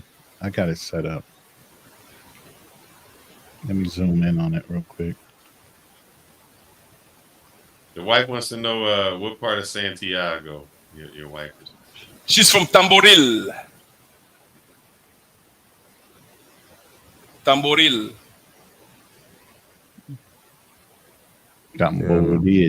Hey, you know what? Hey, you know what? Listen, I don't want to segue the topic, but I want to, because all three of us are married to Dominican. A lot of Dominican women get a lot of bad rap because a lot of dudes just go to Sosua and they get caught up there. Is it true that like this whole notion that Dominican women are bad, they're not the wifey material? Do you guys agree or disagree with that? No, I disagree totally. Okay. I am with you strictly, and what you said in the beginning is what made me fall in love. I think that they are a little more traditional.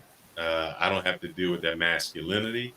The femininity is fantastic. They Latin lovers, the way they love is completely different. It's I don't think you can find that. It's very difficult when you have that type of, okay, I see you on there. Yeah, that's wifey. Y'all ready real quick? Let me run this. Yeah. See if you can hear it first. I don't know. You can't try a long-distance relationship. You have to be ready to commit and put in some extra work. Communication has to be your topmost priority. And even if there's nothing to talk about, just enjoy the silence. You have the power to make each other smile from far away, something that people living closer can't even do. The relationship is much more than holding hands and getting physical. You don't have to rush things if you're not ready. Go with the flow and love that. Get addicted to their voice and vice versa. You face both the struggles and hard feelings together in life. The willingness to be with each other in spite of the distance and the loyalty that you have for each other is unmatched.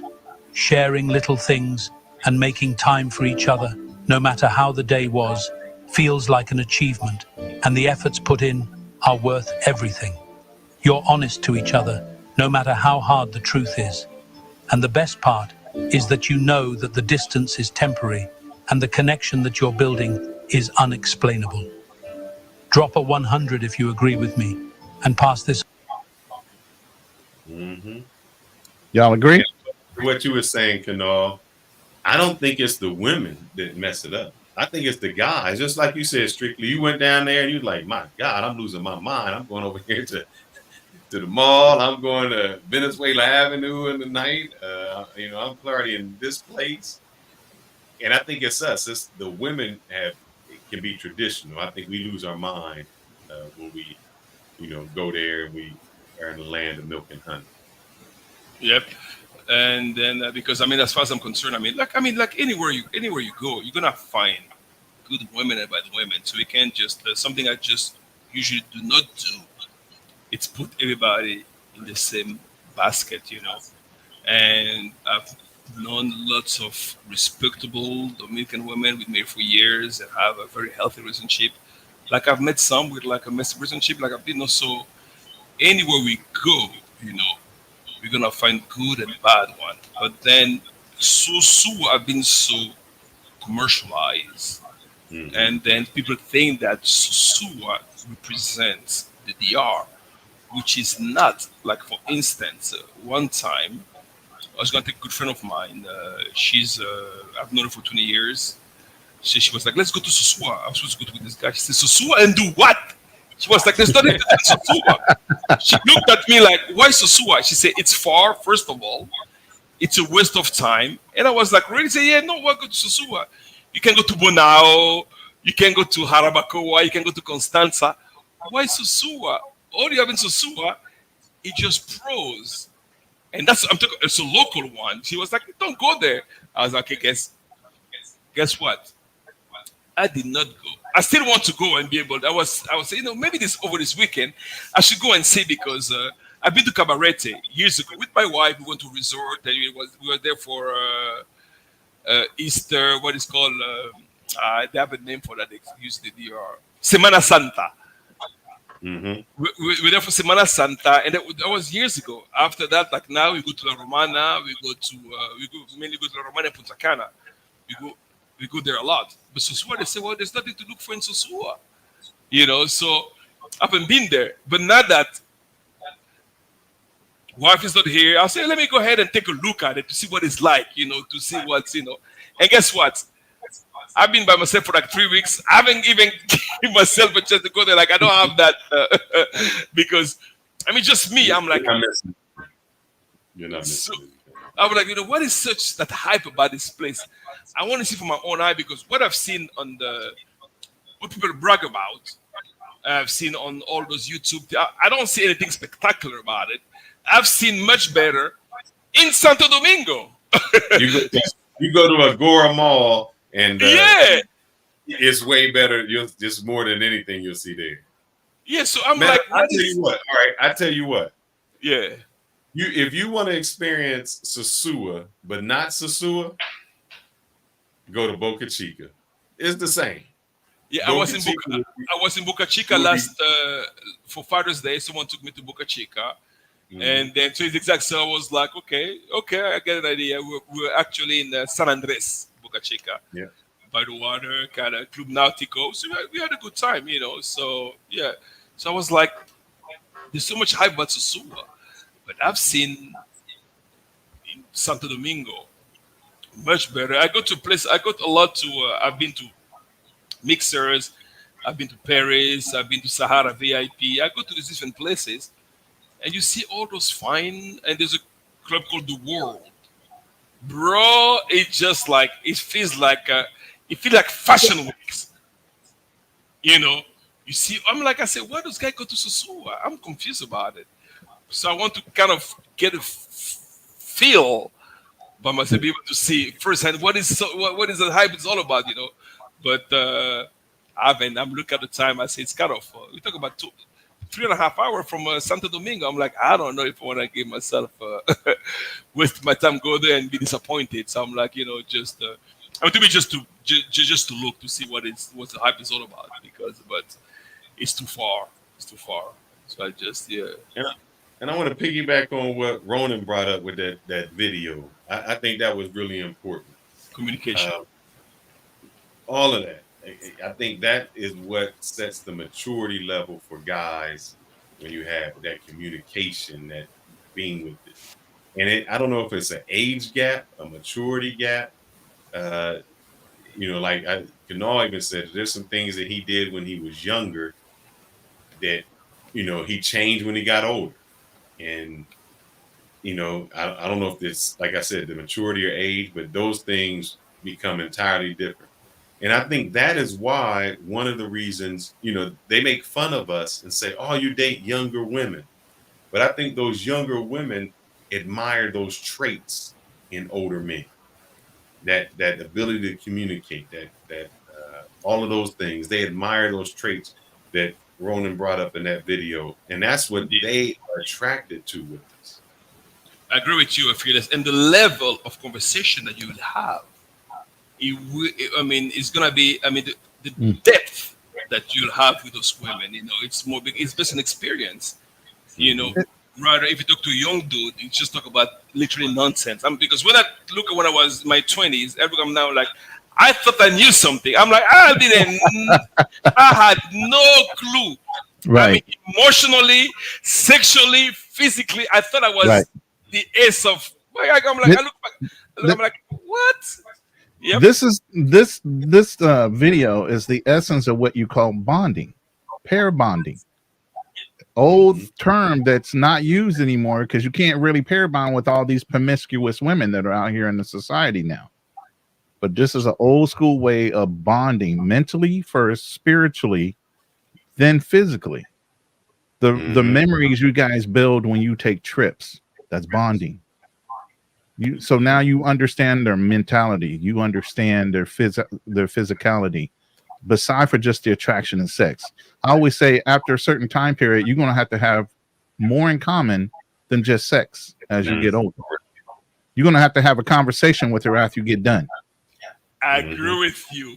I agree with you 100%. So if you're not bonded, if you don't have commonality, if you don't have common interest, you still be an individual, but there still has to be some common interest there, you know, and you don't discover those things until you take the time to talk. And so many relationships are so rushed. You don't really know the person. That's why they say, well, you got to live with them for 6 months. That's just to figure out their habits. But at the same time, you can pick up a lot of that right off the bat if you just have a fucking conversation. Exactly. And I'm going to give you a secret. It's an old school thing. The quicker to get a woman turned on is to control their imagination with your voice. When you can do that with your voice and tickle something in their brain, man. That word salad gets them there. Absolutely. Yep. Well, guys, don't look like he about to fall asleep over there. I don't want to keep us. No, I'm not falling asleep. That brother's over there well fed. What you talking about? He getting the itis and everything. No, I'm not falling asleep. I'm up, man. I'm up. You want to keep going? You want to wrap this show up and No, I mean, we have an open panel. I don't know if anybody news come in, didn't know the panel was open. You're more than welcome to come up and chime in on the topic on LDR, whether that be here in the United States or overseas, doesn't matter. Still considered long distance relationship. And give us your conversation on what you think. Are they a viable option here in 2024, because now it's a whole new game. I have a question for you guys. I don't know if you've realized that the older you become, the more communicative you are. Absolutely. Because I remember as I was young, it was pretty much like it wasn't any communication. And I've learned over time, and I've realized that it started. I mean, I'm 50 now. So really starting when I was going to my 40s, I realized like, wow, is it true that men really mature when they are 40? Because before that, I've realized that, I was still a child. Literally. Now I'm more about communication. Like, for instance, I have the whole place by myself. But guess what? I am by myself. If I was younger, I would think, oh yeah, it's just me now. Let me see what I can call. And guess what? I've realized that it's not worth it. No, it's not. And I'm happy with myself because what should I be looking for? Unnecessary troubles that will hinder my relationship for some nonsense, Then guess what? I'm like, I never thought that at one point of my life I would reach that level. And I'm like, wow. I look back, I'm like, interesting. Right now, my place will be full, just for fun, just not for no particular reason, just because I can do it. I'm like, no. Like a friend of mine called and said, well, let's meet, let's go out. I'm like, well, I don't feel like it, And I saw this live. I'm like, well, let me join the live and entertain myself rather than waste my time, because I know it's going to be, it's not about the money thing, but it's the time and energy and money as well. I'm like, I'm going to waste money, buy a couple of bottles. Then what? Well, I can just go to La Sirena, I can go to Jumbo and get myself a bottle and enjoy myself and then just do the exact same thing, So I'm like, so I guess I'm in the insurance business. I do a lot of retirement planning and stuff like that. But in the insurance business, they have actuarials. There's nothing you can do based on your lifestyle, your age, and everything else. They tell you exactly how long you're going to live, how long you're going to die, depending on how vicariously you want to live when you're on a vacation, your risk factors, all these things fall into place. So as you get older, you start realizing you're your own actuarial. Damn, should I go out? Here are the things that could possibly happen to me when I go out. I can wind up running into some asshole, getting a fight in a bar, and be a fucking cliche. I can, you know what I'm saying? All these different things can potentially happen when you step out that door. You've seen those new commercials where a couple walks out the door and you start hearing cha-ching, cha-ching, cha-ching. It starts costing them money the minute they walk out the door for whatever reason, because it costs money to go outside your door. So you start reevaluating a lot of things that really make sense to you and whether they're worth the effort anymore. No, I agree with you. And then like before, like I just came back from the UAE. I was in Dubai for a couple of weeks, and there they said that it was just work, home, work, home, work. And people were like, "Are you gonna go out?" I'm like, "Well, I was the type of guy, like, I have to be up in the morning. Then I want to be hangover. Then I'm like, nah, it's not worth it. I'm like, I'm like before. Years before, I was like, So caution to the wind. Fuck it, you out there till 3-4 o'clock in the morning, right? So it just, because I guess maybe because I'm focused, I have a different purpose. I'm like, so that could be it, because I don't know. It's not to be vulgar, but I had all the sex I could have had, I'm like, there's nothing new. What else, This is what we're trying to make these younger guys understand. There's only so much of that you're going to want to tolerate. After a while, it's going to get boring to you. It's not even going to be fun. Yeah, because sometimes I feel like I'm wasting energy and time just engaging in those activities with the person that you don't even care about. I'm like, I don't waste my time anymore. I never thought that, I would. People say, yeah, because I'm old. I'm like, well, maybe that's it. But, I'm happy, right? I'm happier when, so to me, I can deal with that, because, I have grown kids, I have kids that are going to college, I'm like, I don't have time to, because here's the thing I was saying one time. I remember one time my son was asking me for, he wanted a PS5. It just came out. And I was about to say no. And I'm like, I said, hold on.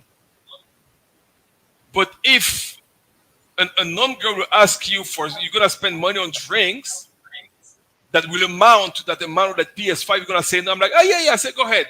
So that's how I think now. That's my frame of thought. I'm like, before I do anything, I'm like, I said, well, because I have grown kids. They always have needs. I'm like, I'd rather dedicate myself, my cash to them than waste my time with some nonsense, because, it's kind of funny, Strictly Travel, because for the past month, I put my son in coding camp. Okay. And each week I'm paying $300 each week. And I'm like, at first I was so against it. Then I realized, like, wait a minute. I probably would have used the money for other shit. But I'm giving my son an experience, and he loves it. He loves coding. And he's 12 years old. So, and guess what? He's the only black kid in the class. Wow. Yeah, in the entire camp, he's the only black kid. The rest are Indians and Asians. And I'm like, you know what? Hey, I would have probably spent that money on some dumb shit. Let me just go ahead and just put it on him.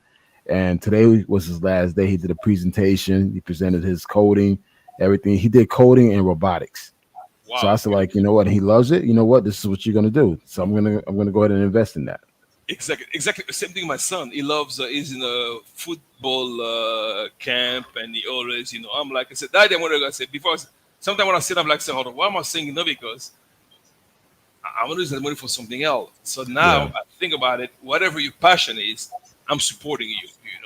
Because I'm the same way. Like, you see all these camera lenses. I'm really big on tech. Okay. I spend money on these things. And I'm like, you know what? Because that's my passion. That's my hobby. Okay. I should do the same. You know what? If this is something you want to do, all right, fuck it, let's do it. But you got to do it. I got to see you practicing, constantly doing it. So. But I think the difference when you grow older, you also realize that your hobbies can make you money. So maybe you buy those things, but then you start to utilize them to say, well, man, I can really do something with this. And when you have your kids, you say, well, what if I could turn his hobby and his passion, where he can actually profit from it. And I think that's what we lose things at. Yeah.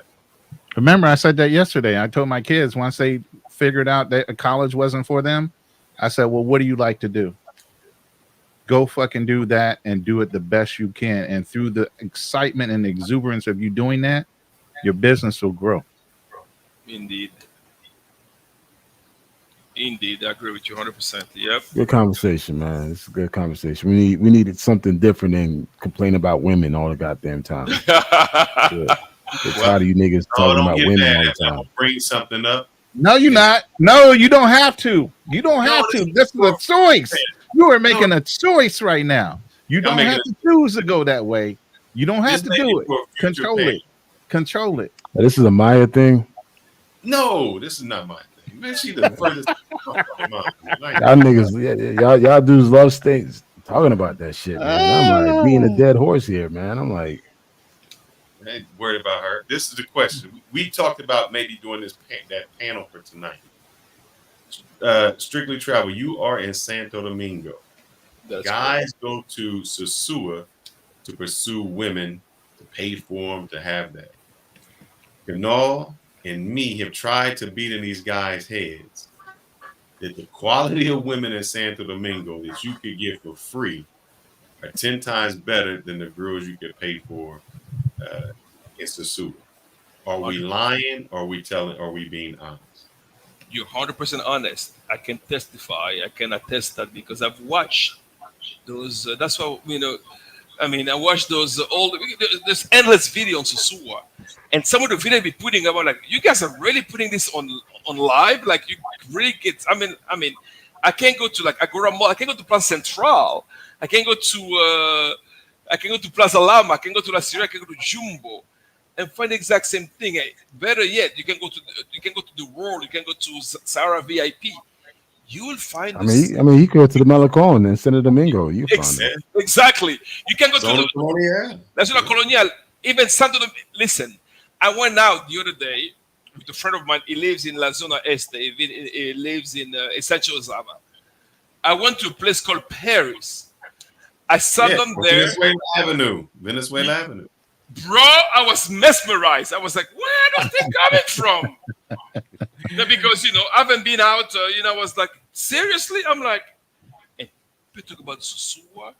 You'll find women that you can actually have a conversation. Yes. In Sosua, you don't have conversation, No. And I'm looking at this. I'm like, well, is so commercialized. It's been hyped to the extent, like I'm telling you, I keep on saying, I looked at the length of time you're gonna take me to go there. I'm like, it's too much time. It's just a waste of time.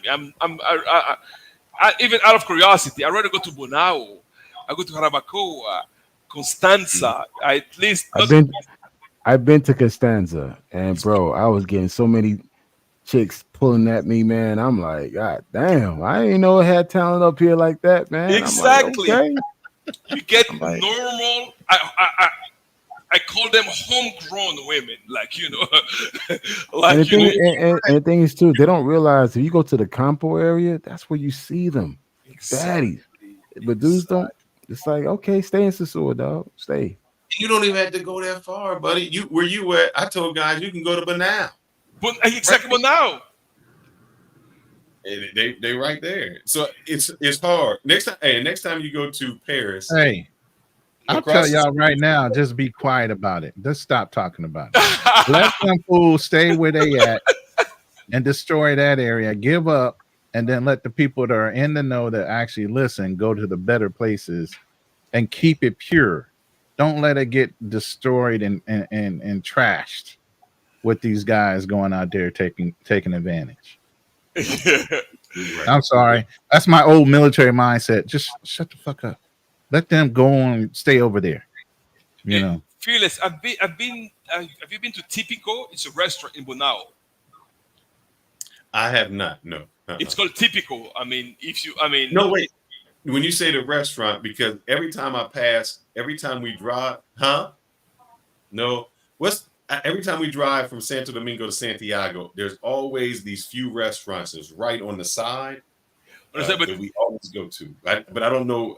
But typically, you actually have to enter Bonao, bro. Oh, let's go far. Go to Pelicano in Wandolio. I've been to Wandolio. I've been there before. Pelicano, I'm like, so I just, I went to Tipica. I was like, when I'm like, it was my wife and I were actually saying, you see this girl? Because she's cool. We like kind of like, judging. I'm like, this place is amazing. I'm like, and I was like, I haven't seen in any live stream, in any video in Sosua, any woman of that caliber, because, when you look at, it's not to put them down, but when you look at the quality of women in Sosua, they're so ratchet. I'm sorry. I'm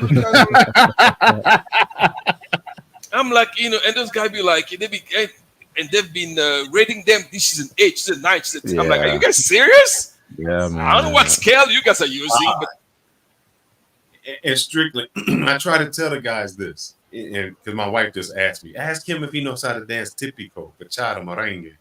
Oh, bachata, merengue. Tell her I even know how to dance perico ripiao. Oh, man. And I try to tell the guys, I said, look, when I've gone over to Venezuela Avenue, I've gone to the clubs, and I said, I've seen guys. Oh, she just heard you. I'm sorry. Yeah. Oh, I love that. Oh, I'm immersed with the culture. I love that culture. To me, it's like, I don't know. I just love it. You hear the excitement. You look at his face. Look at his face. Hear the excitement. How many travel content providers do you hear that from? You're not gonna hear that authentically. You're not gonna see that smile. You're not gonna see the. You're not gonna hear the. So they're not traveling the right way. If you don't sound like that, you haven't experienced it. Yeah, I love that music. It's just like that. Yeah. I could bachata, I could merengue. Salsa, I need some work, so I'll be doing some salsa lessons in Cali, Colombia. So I'm gonna find me the darkest, blackest Colombian woman to teach me how to do salsa.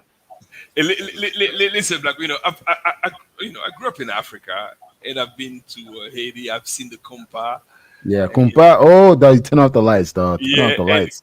Compa is like it's similar to kizomba. Yeah. But bachata and merengue, I'm sorry, that is something else. Strictly, I try to tell these guys. I said, look, it's something else. If you see somebody dancing a real good bachata or merengue, I said, it's almost like having sex on the dance floor. I said, you get to know a girl The way you can get in close and you dance, I mean, she fall in love with you. Have her right there. I said, you standing like a wallflower. You don't know what to do with. You've been going there these years and you can't still do one step. What they don't know how to do. I said, it's 1-2 hip. That's always been true in the United States. If you go in a club and you knew how to dance and stay on the dance floor, chick after chick will run up on you and say, you ain't going nowhere. Get back out here. Yep. I picked up so many chicks in a club because I knew how to dance and move. Because the first thing they tell me, if you move like that on the dance floor, I can only imagine. I hooked up my. You know what I like about Dominican women? I gotta see that brother do some bachata merengue the next time. Go ahead. Yeah. You know what I like about Dominican women? They will take the time and show you how to dance. They will teach you. They will take time and and they will lead you. And I'm like, I was like, this is I'm sorry, because I think growing up because the Congolese music, it's good. They dance well, but the bachata, the rhythm, the symphony, it's so synchronized. I'm like, you guys saying that because Africans say that bachata came from Africa, from the rumba. I'm like, well, if that's it, then they have it's like if Congolese rumba is 2.0, bachata is 10.0 because the level of dance, the level of coordination is, I've seen those women dancing. That hip move, the way they be moving there, I'm like, this is something else. I'm like, and it's the coordination. It's something I'm like, I can't just spend, you can't go to, even you go to Colmado, where they have those colmadon, like they call them. Colmadon to get you that large presidentes and bring out the table and chairs, sit right and there. You've seen those women dancing just out of nowhere. Then you're gonna see the Dominican guy will come there and do those steps. You looked at him like, really? I'm like, this is like, I wish I could dance like that. You just, it's mesmerizing. Those guys are just, and those women, they can dance. Dude, my girl friends be calling me Tigre because like, damn, we never knew Kanal could dance. It's like, yeah, I could dance. I could dance American music. So, and the thing too, I'm Haitian, like kumpa, I could do kumpa. So when I saw bachata, I'm like, okay, that's easy. So I was like, it's just okay, just follow the beat and just leave. Yeah. But salsa, that's something that I can't get for some reason, man. No, me neither. Salsa I've tried. The chet in America is 1 2 1 2, but it's like 1 2 3. Then but the salsa, that is. But you know why? Because like me and my girl, I tried to take her there. She couldn't do it because she couldn't count. When you have the music in your blood and you listen to it, it's just how you do it. There, they try to say no. It's like 1 2 3 4 5 6 7 8, and they, in American they teach you the way. And she's like, I can't do that. She's like, nobody in her country learns how to count. It's just you listen to the music and you flow. Follow the beat, flow with it. Correct. So she couldn't. I'm in there learning good. I got my 8 count down. But the issue is the correct way of learning. The correct way of doing it is not how they do it there. It's like typical how they're going to dance. It's going to be entirely different than that formal way.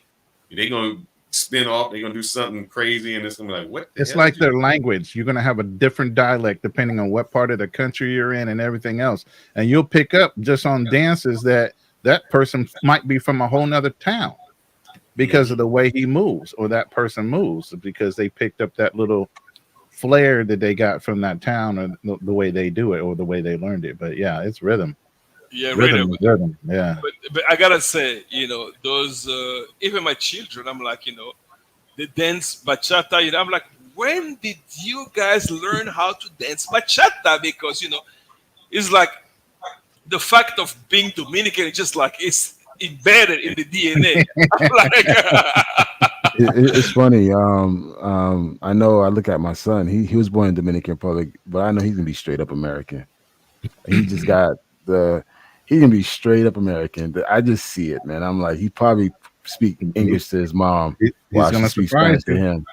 He's gonna surprise. I don't agree with that, Kanal, because what's gonna happen is on Saturday morning while your wife is cleaning, she's gonna be cleaning with the mop, listen to some sauce, your bachata, and he gonna see her. She gonna pick him up, and because that's how they learn over there. Yeah, she pick him up and start dancing with him, and he gonna get it. That boy's a dance. He's a mama's boy, man. Mama's boy, yeah. Like, So God damn. Where's your wife? She's in the DR? You'll have time. You'll get your turn. Okay. She's here with me. She's here in Atlanta. Nice. Yeah, I used to live in Atlanta. I used to live in Buckett on Lenox Road. Okay. Yeah. All right, man. You've been around, man. Like I said, this was a good. This was a good live, man. I'm glad you joined the show. Let me ask you a question. What made you join the show anyway? Because this is the first time. I've watched you, and as a matter of fact, there's another Haitian brother. I don't know if you know. Oh, Mr. G. Mr. G. Mr. G came to DR. I've known him well. We hang out together, and he mentioned. Yeah, he called you a brother from another mother in the chat. I saw that. Exactly. So black. Yeah, two black men traveler, and I've seen Fearless with Austin Holloman because I've watched him, you know, and then I remember he says, you know, so his whole demeanor, the depth of the conversation that was like, okay, it's something I can actually join in and be able to share because someone who's live, I can only listen because I don't have any input, you know. And yes, I was trying to join in, but then I had some issue with my my headset. Somehow it wasn't working. And I couldn't join in. I was like, what's wrong with this thing? You know, today I was like, when it worked, I'm like, yeah, let me go ahead and join it because it's something quite interesting because it's a mature conversation. It's like grown folks conversation, you know. I like those things. We can actually, you know, there is no, I mean, we can have a difference of opinion, but we respect each other's opinion and we will counteract. We challenge ideas. We don't attack each other personally, you know.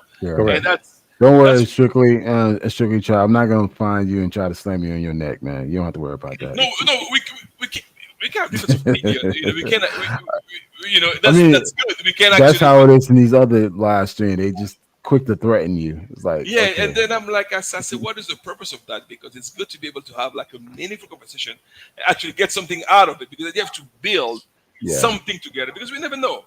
Yes, I was asking Phil that he was a consultant. And because you know he works in architect, you know, in architect, you're a software architect, right? Yeah, solution architect. Solution architect. So I was like, that's quite interesting. The reason I was asking because it's huge in the UAE, and people they're making like big bucks doing this. I'm like, this is quite interesting. Then I heard Will talk about these apps, and you know, even I don't know if you saw Elon Musk tweet. He said that Dubai got it. Like Dubai is at that level where they're putting lots of money into height because they're still growing. So they put lots of money into they have those think tank where they just they're doing the wall city. They're doing a lot of things that are futuristic in the way they're developing the desert out there. Exactly. You know? So once you have that technological background, I mean, and not only it's tax free. Think about it, there's no income taxes, you know. On your income. So here's where I will definitely agree with Kanal in this sense. I think as Americans, people who grew up in America, we learn to be innovative and we can think outside the box. And the reason I say that is in IT, I have a lot of Indian people who work for me. They can do the job, but if you try to take them and say, well, do this, they can't do that. If it's not that structure, they don't know how to think outside the box or move in different ways. And a lot of those UAE countries, they want Americans. They would pay us top dollar if you have an American degree to come over there and do it because they want that innovative thinking to think outside the box. Indeed. Yeah, and I try to get guys to say, man, the opportunity is endless. You can do it. It is endless because, like for instance, my frame of thought, I mean, the way I think things, and then I've said it on many occasions. I'm like, you know, if I was able to do things I did, it's because of my U.S. background, because I was actually educated in the United States, and I was able to apply those skills elsewhere. Because, you know, I did my high school in French, then I did my last year of high school in English, then I did the university in English as well. Then did a master in Chile in Spanish. And so I had an opportunity to study in all three languages, French, Spanish, and English. And I looked, I'm like, wow, there's no comparison with the US level of education. Because in Europe, it's lots of theory. When you're done with, let's say you're going to study a computer science. You don't know if you're a computer engineer. You don't know if you're a biologist. You don't know if you're a sociologist, because you have that general knowledge, but nothing specific. Well, in the US, they actually, you focus on what you were trained to do and all the different, you have that critical thinking that is lacking. That's why, I mean, I always say, I mean, the US allow you to develop that critical thinking. So it's a whole different system, you know. And a small example, Elon Musk, if he did well, if he was in South Africa, Elon Musk would be just a regular, average South African. He was able to achieve greatness because he moved to the United States. Yes. The same thing with those Indians that moved from Bangalore to the United States. And then look at it, what we're using right now, if you took a YouTube, those guys, Mark Zuckerberg, all those guys, give me a French or a Belgium or a European guy will create any type of tools that we're actually using now. True. You won't find any. They're all the guys that were Google, they were actually from another country, but where did they study at? United States. You realize that that's because, you know, and I've realized that, and that's what the UAE, it's actually mirroring the US system, because they've realized that, because initially it was based on oil. They say, well, if we want to have a sustainable economy, we need to be next level. Now they have a NASDAQ Dubai, you know. They have what is called an Internet City, where you have Oracle, Google, all those major US companies are there because they've realized that that's the future. And then exactly, you know, because, and then if you look at it, if Dubai is what it is, it's because they're actually mimicking what the United States is like. You know, you realize that the sheikh will make a decision, but behind him, the main thinker are Americans, or the Americans actually didn't want to, you need to do this, you need to do that, you know. Yeah. And that's what makes Dubai great, because they've learned from the other side and they're actually mimicking that model. Americans know how to test boundaries and surpass them, where everybody else stays in the box. Indeed, and the proof is in Dubai, everything is in English. Not in Arabic. I mean, Arabic is like the local language, but you're going to realize that you go to the airport, it's written Arabic and English, Arabic and English. And Saudi Arabia is trying to catch up into that now, because everything was Arabic. And you realize that even the laws in Dubai have been softened to make it more friendly to Westerners, because they realized that, like before, for instance, if you had a kids out of wedlock, you were getting arrested and getting deported. They changed those laws. If you had a girlfriend, you couldn't go, and they were not married, you couldn't get to the hotel, you know, without them knowing. So it was all those things. Oh, you have to have that temporary license to get married, just to go in the hotel. Exactly. Then come back out and they've changed. They've removed all the nonsense, because they realized that if they kept on going that way, what was going to happen? All the Westerners were going to leave. And now another thing. If you have weed, because, you know, sometimes because people they might have weed in their pocket, and by mistake they just, because it's legal in some state in the United States, and they arrive in Dubai, they were getting arrested. Guess what? They changed those laws. So what they do now, if you arrive in Dubai, you have, like, I don't know, you pipe, they will just dispose of it and they let you in. They don't arrest you anymore. So they've softened all those laws to make it more Western friendly, because they've realized that, you know, if they want to keep on growing, they had to adapt. I would say they realized that way back after the Gulf War, because you know how many private contractors went over to help rebuild Dubai and everything else? They were all Americans. Yeah. But you know how many Americans are in Dubai? I mean, just crazy. Yeah. They're making. I mean, they were subcontracting us at $150,000 to $200,000 a year right off the bat. Tax free.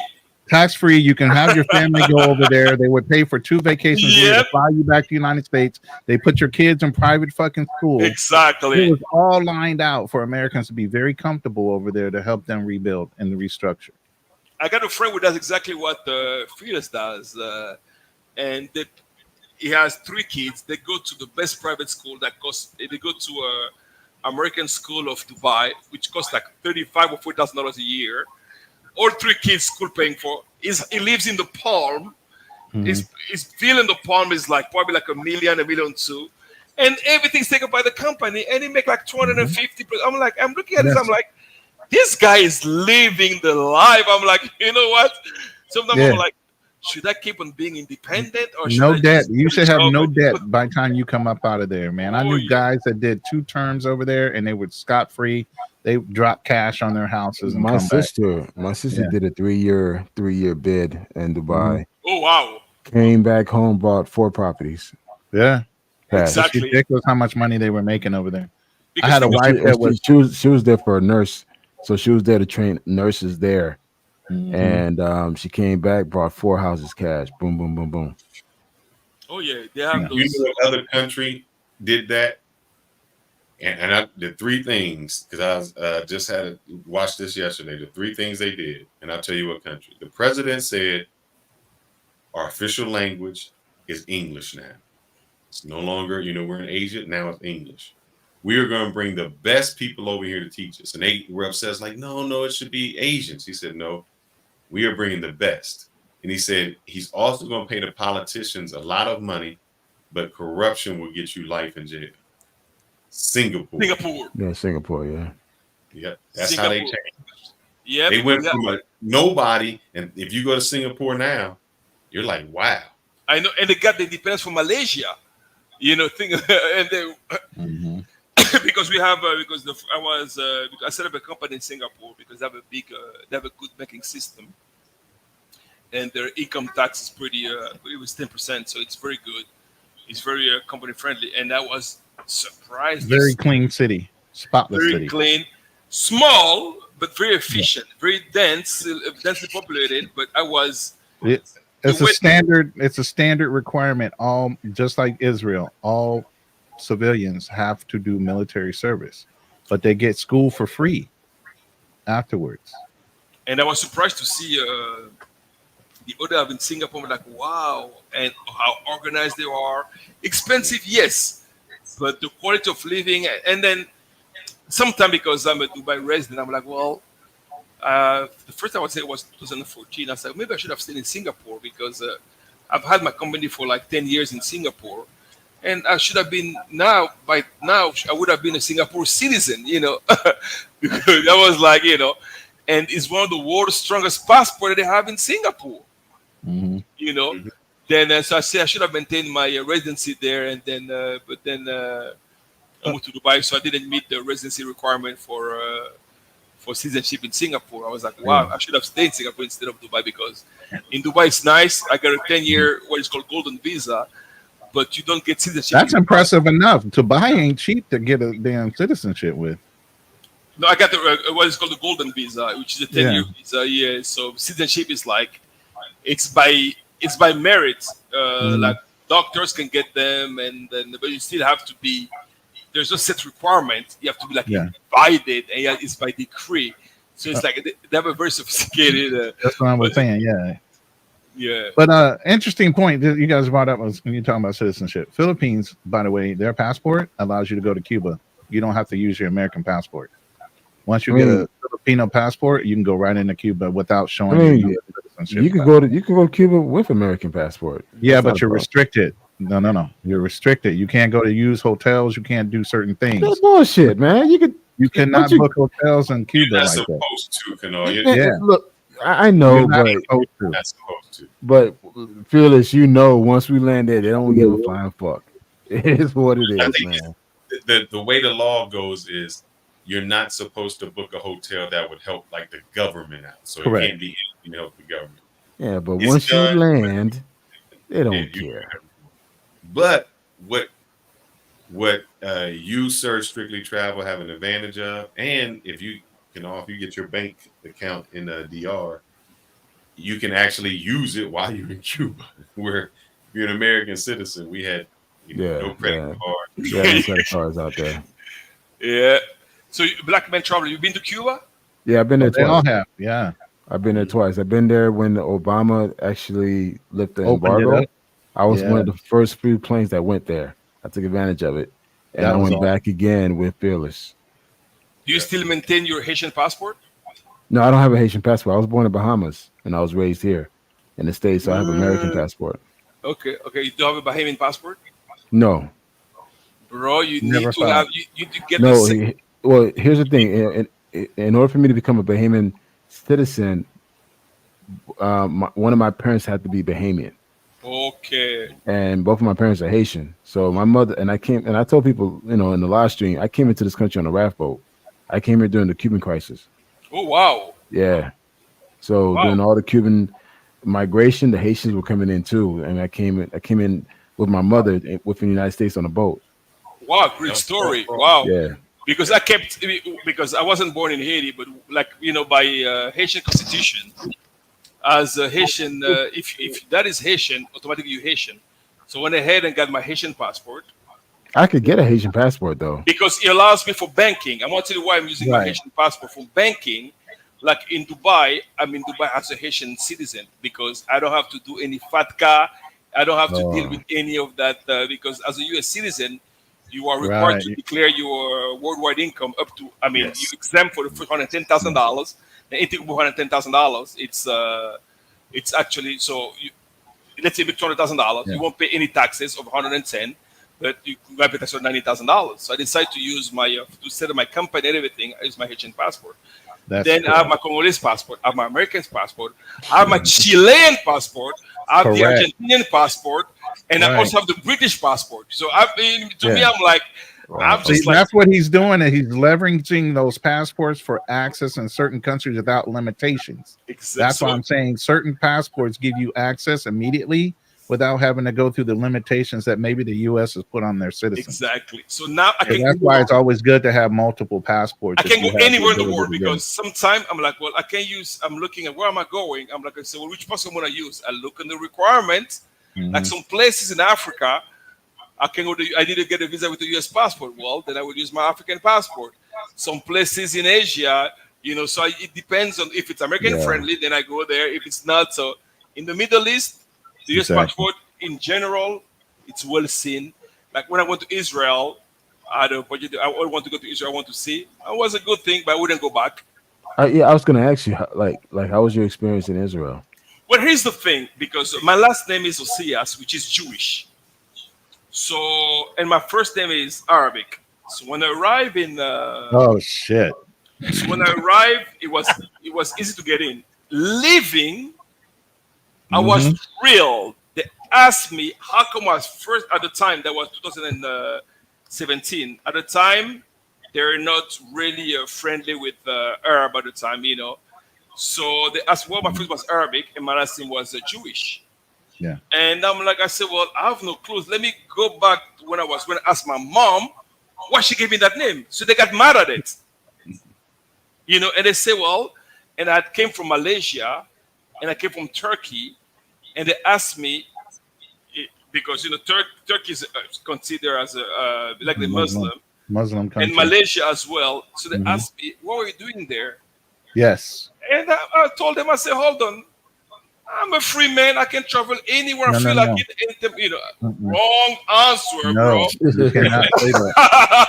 It's so bad when you go to Israel now. They put a little smiley face in your passport and don't say where you were, because you are set aside and you go into any Muslim country just for going into Israel. So they have this stupid looking stamp when you go into Israel, so it's not included for anybody to look at it and say, "Oh, why were you there?"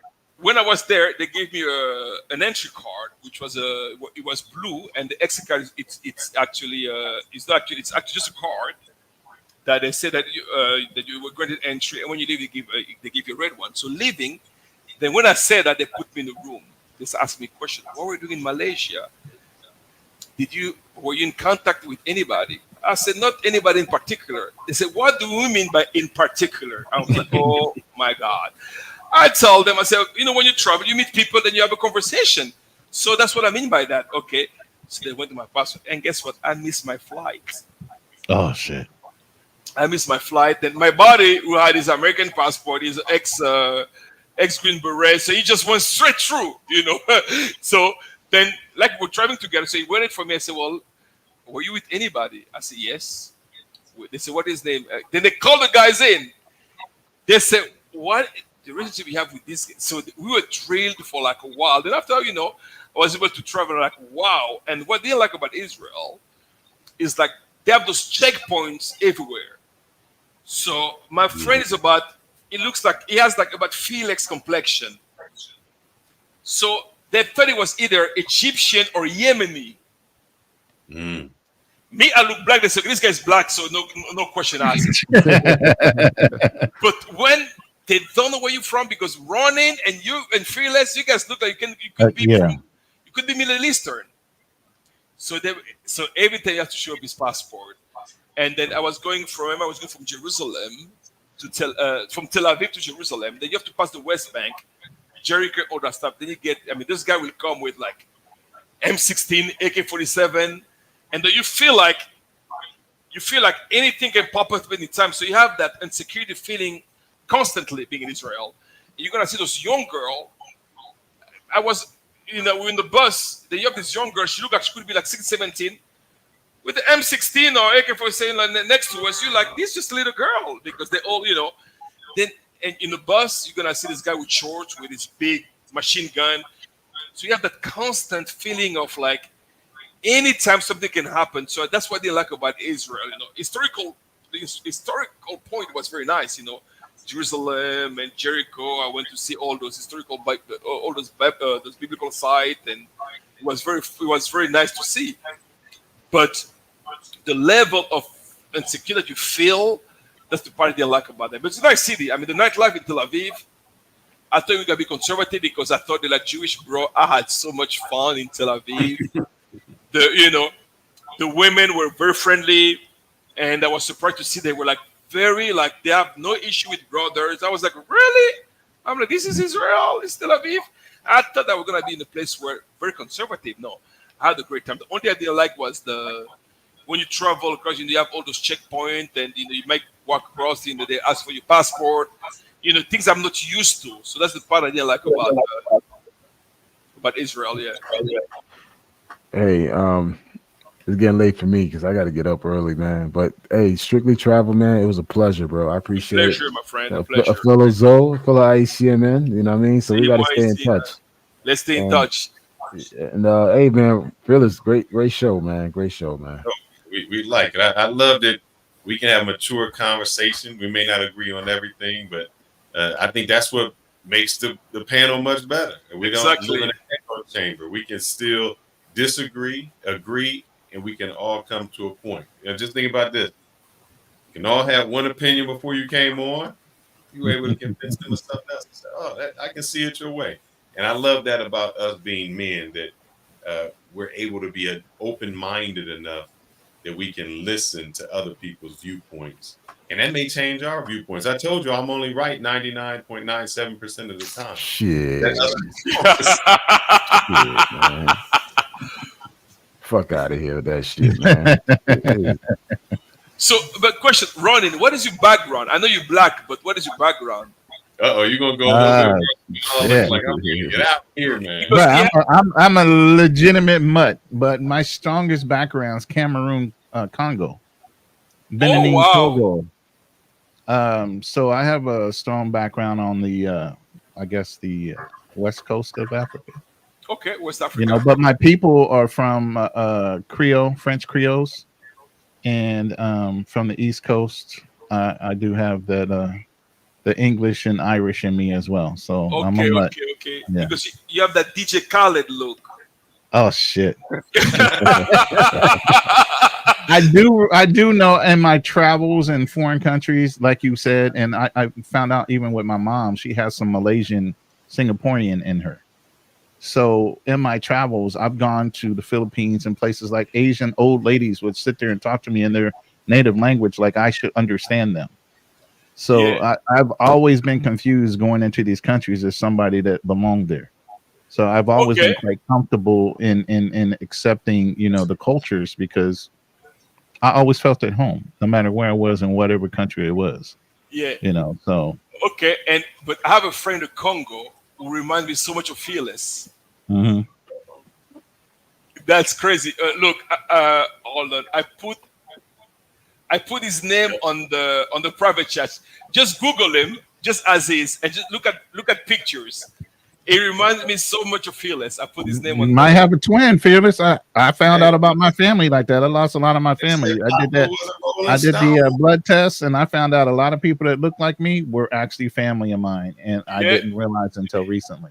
Google him, Fearless, and look at pictures. And I'm gonna show everybody. Hold on, give me 1 second. Then we're gonna let Kanal get out of here. He rubbing his eyes. That's all good. You know what? I'm gonna drop off, but guys, it was a pleasure, man. Hold up. Always, Philly. I mean, like right there. Yeah, that looks like a brother, man. That looks like he could be a cousin of yours. He looks like he could be a cousin of yours, man. Right there. What the hell? Yeah, he looks like he could be a cousin of yours. Crazy. I don't want to stay long. I don't want to stay. I'm gonna let everyone go, man. This was a great live, and now I finally found my brother from another mother that I gotta go visit. We appreciate it. And you are welcome, like he said, you are welcome to come on anytime. Absolutely. People who have stayed on this long, if you have not subscribed, it looks like you have a channel too, Strictly Travel. You have a channel, it's called Strictly Travel, yeah. Please make sure that you subscribe, comment, and hit the notification button for all of us in here. Absolutely. Please support great Black men content. And until next time, actually till next Friday. But next Friday. Between. Please join us. You want something mature? One thing. Hey, Strictly Travel, man. If you ever need me to jump on as a guest, man, let me know. Perfect. Will do. Thanks a lot, my friend. No problem, man. Okay, thank you. Appreciate it. Later, guys. Okay. Yep. Good night. Okay. Maybe I'll play this outro real quick. Give me 1 second, my man, and we'll get out of here. Maybe not. If you guys are staying this long, y'all need to subscribe. Kanal's already in the bed. Shit, that motherfucker went running to the bed.